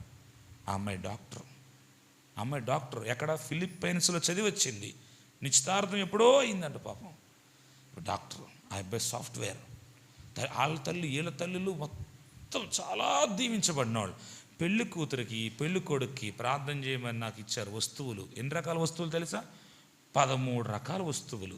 ఒక్కొక్కటి ఆళ్ళు వీళ్ళు పెట్టుకుంటాకి ఇంచుమించు 20 నిమిషాలు పట్టింది. ఆ గొలుసు, ఈ గొలుసు, తాడు, నల్లపూసలు, ఉంగరాలు, బ్రాస్లెట్లు, 13 రకాల వస్తువులు తెచ్చారు, బంగారపు వస్తువులు తెచ్చి పాస్టర్ గారు ప్రార్థన చేయండి. నేను 1:30 పైన కూర్చున్నాను. అక్కడ తెలిసిన వాళ్ళు వచ్చారు, ప్రార్థన చేయండి మా ఇంటికి వచ్చి అన్నారు. వెళ్ళి ప్రార్థన చేసి చేయవేస్తున్నాను. వాళ్ళన్నీ దేవుడి పాటలు పెట్టారు. ఏదండి ఈనాడు ఏది? మా సంఘాన్ని చెప్పాను, మీరు ఎప్పుడైతే మీరు ఎట్లా పని చేశారో, ఆనాడు అబ్షాలోము విషయంలో దావీదు ఎంత ఏడ్చాడు అంతకంటే ఏడుస్తాడు దేవుడు మన గురించి. అల్లారు ముద్దుగా పెంచుకున్నాడు దావీదు. అందగాడు, అంత జుట్టు వేసుకుని జుట్టు ఎగురుతూ ఉంటే, గుర్రం మీద వీటి మీద వెళ్తే జుట్టు ఎగురుతూ ఉంటే, అబ్బా రాజు అంటే ఇలాగ ఉండాలనే ఫిజిక్ అంటే అలాంటి ఆకారం దేవుడు చూడాల. మొట్టమొదటి రాజుగా సమూయేలు సౌలును అభిషేకించాడు. దేవుడు చెప్తే వెళ్ళి దేవుడు సౌలును చూడాల. గొర్రెలు కాచుకునే దావీదుని తీసుకొచ్చి గద్దె మీద కూర్చోబెట్టాడు. ఈరోజు లోపముగా ఉన్న వాటి దిద్దే దగ్గరే కదా సంఘానికి కోపం, దిద్దే దగ్గరే కదా సంఘానికి బాధ. నువ్వు చేసేది దైవికమైంది కానప్పుడు, కాదన్నప్పుడే కదా బాధ. డాక్టర్ ఉత్తిని కోసాడు కత్తించుకుని, నీ లోపల ఉన్న గెడ్డ తీయాలంటే కొయ్యాలా, కోసి గెడ్డ తీసి నిన్ను బతికించాలా. అది డాక్టర్ ఉద్దేశం. సేవకుని ఉద్దేశం కూడా ఏంటో తెలుసా? నిన్ను ఎలాగైనా పరలోకానికి పంపించాలా, నిన్ను గద్దించి, నిన్ను హెచ్చరించి, నీకు బుద్ధి చెప్పి, నిన్ను దేవుని మాటలు నీకు ఎంత కావాలో అంత అందించి నీ కొరకు ప్రయాసపడి. ఈరోజు మరలా మనం ధ్యానించిన తెస్సలోనికీయులకు రాసిన పత్రికలోకి వద్దాం. ఏమన్నాడు? 3వ అధ్యాయం 9వ వచనములో, విశ్వాసములో లోపము తీర్చున్నట్లు రాత్రింబగళ్ళు అది. కనుక ప్రభునందు ప్రియులారా, నా హృదయంలో ఇలా చాలా మాటలు ఉండేవి. నాకు కల ఉండేది, ఎప్పటికైనా మాసపత్రిక వేయాలని. ఈ సంవత్సరం మాసపత్రిక వేశాను. కావలసిన వారు అయ్యగారికి ఇస్తాను, తీసుకోండి, మీరు చదువుకోండి. ఎందుకు ఈ మాట చెప్తున్నానంటే, మనం పరలోక రాజ్యానికి వెళ్ళటానికి అత్యంత ప్రాముఖ్యమైనది ఏంటంటే, మనం కరెక్ట్గా ఉన్నామా లేదా అని మన లోపాలను మనం సరిచేసుకుంటూ ముందుకు వెళ్ళటమే. నువ్వు ఇచ్చే ఏ కానుకైనా కానీ, నీకున్న చిన్న కానుక పెద్ద కానుక, నువ్వు చేసే ఏ పనైనా కానీ, అది చిన్నదా పెద్దదైనా, నువ్వు ఎలాగున్నావన్నదే ప్రభువు చూస్తాడు. శరీర రీతిలో లోపము లేని అబ్షాలోము దిక్కులేని చావు చచ్చిపోయాడు. ఇశ్రాయేలుకు మొట్టమొదటి రాజు దిక్కులేని చావు చచ్చిపోయాడు గిల్బోవా పర్వతం మీద. ఈరోజు దేవుడు కోరుతుంది ఏంటంటే, దావీదు వలె లోపము కలిగిన ప్రతిసారి సేవకుడు హెచ్చరిస్తున్నాడు, ఆ మనుషుడవు నువ్వే. ఒక్క దెబ్బతో చంపించేయచ్చు నాతాన్ని తెలుసా. ఒకసారి జనాలను లెక్క పెట్టాడు, గాదు అనే సేవకుని పంపించాడు ప్రవక్తని. రాజుగా కోట నుండి సింహాసనుడు దిగి ఒక సామాన్యుడి కళ్ళ మొక్కొని అక్కడికి వెళ్ళి ఏం చేశాడో తెలుసా, బలిపీఠం కట్టాడు. బలులు అర్పించుట కంటే, పొట్టేళ్ల కొవ్వొరిపించుట కంటే మాట వినుట శ్రేష్టం. లేచి నిలబడదాం, తలల వంచి ప్రార్థన చేసుకుందాం.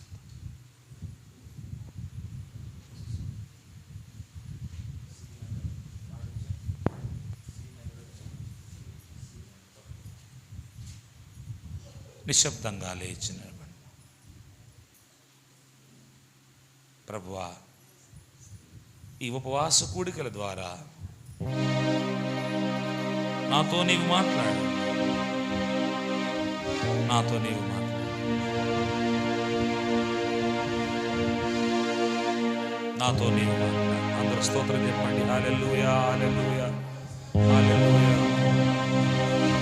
ఆకాశ గగనాలను నీ జనతో కొలిచితివి, ఆకాశ గగనాలను నీ జనతో కొలిచితివి. శూన్యములో ఈ భూమిని తేలాడదీసిన నా యేసయ్యా, శూన్యములో ఈ భూమిని తేలాడదీసిన నా యేసయ్యా, నీకే వందనం, నీకే వందనం, నీకే యేసయ్యా వందనం.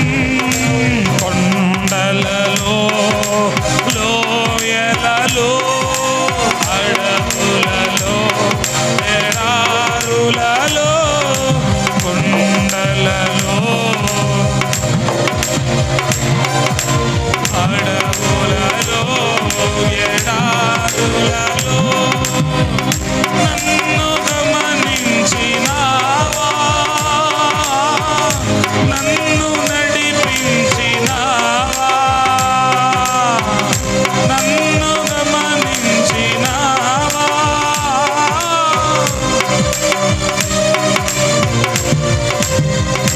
యేసయ్యా, యేసయ్యా, యేసయ్యా, చెప్పండి చెప్పండి.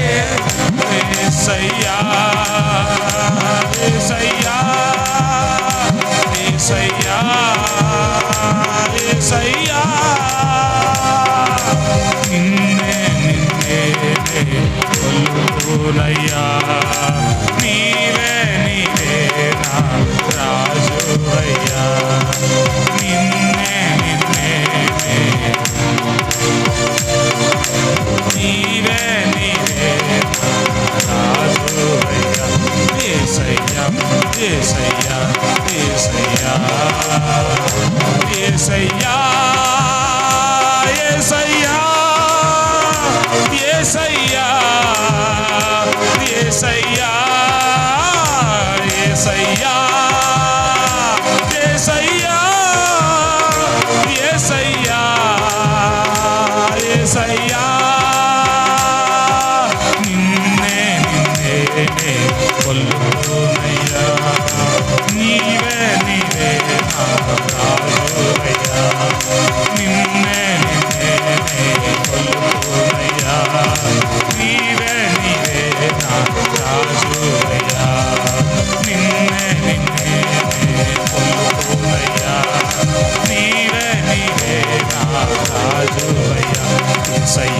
యేసయ్యా యేసయ్యా యేసయ్యా యేసయ్యా యేసయ్యా యేసయ్యా యేసయ్యా యేసయ్యా యేసయ్యా యేసయ్యా.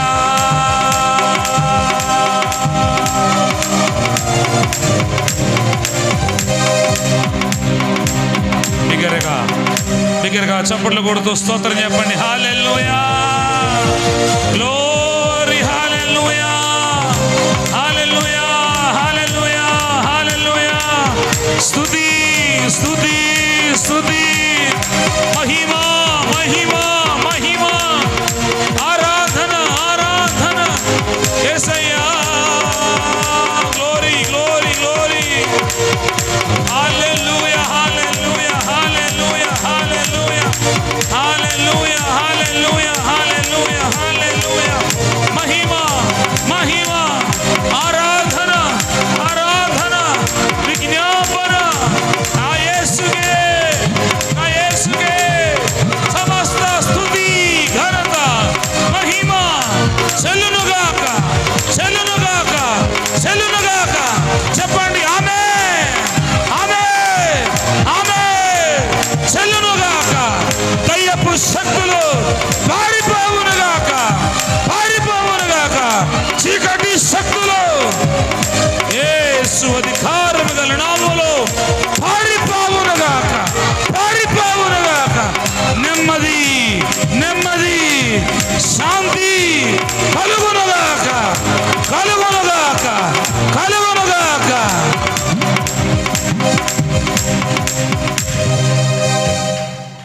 తండ్రి మీకు స్తోత్రము నాయన. నా పాపము బాపా నరరూపి అయినావు, నా శాపము బాపా నలిగి వ్రేలాడితి, నాకు చాలిన దేవుడవు నీవే, నా స్థానములో నీవే, నాకు చాలిన దేవుడు. అవునయ్యా, నాకు చాలిన దేవుడవు నీవే ప్రభువా.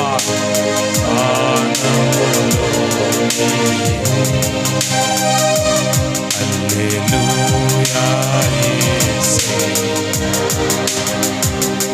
హల్లెలూయా యేసయ్యా.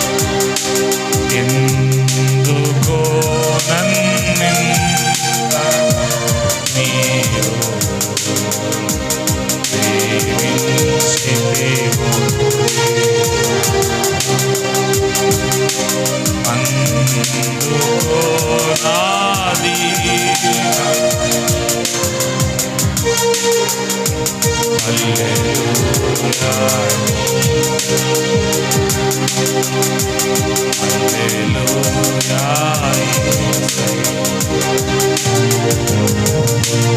పరిశుద్ధుడైన తండ్రి,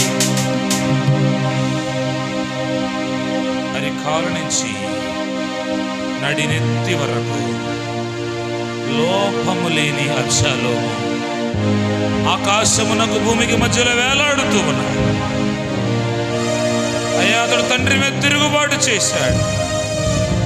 అతని శరీరంలో లోపము లేదు, కానీ అతని ఆత్మీయ జీవితం అంతా లోపమే.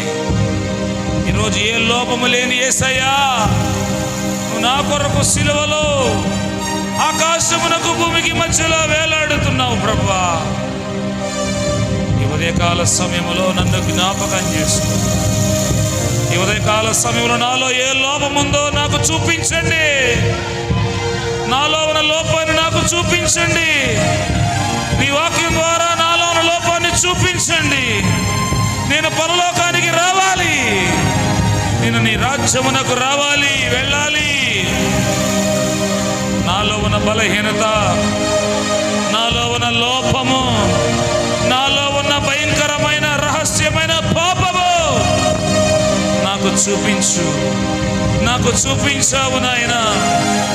అయ్యా నన్ను సరిచేయండి, నన్ను సరిచేయండి, నా కుటుంబాన్ని సరిచేయండి. నేను సరిగా లేను ప్రభువా, నేను యథార్థంగా లేను ప్రభువా. అయ్యా నేను నిన్ను నమ్మిస్తున్నాను తండ్రి, నేను నిన్ను మోసగిస్తున్నాను.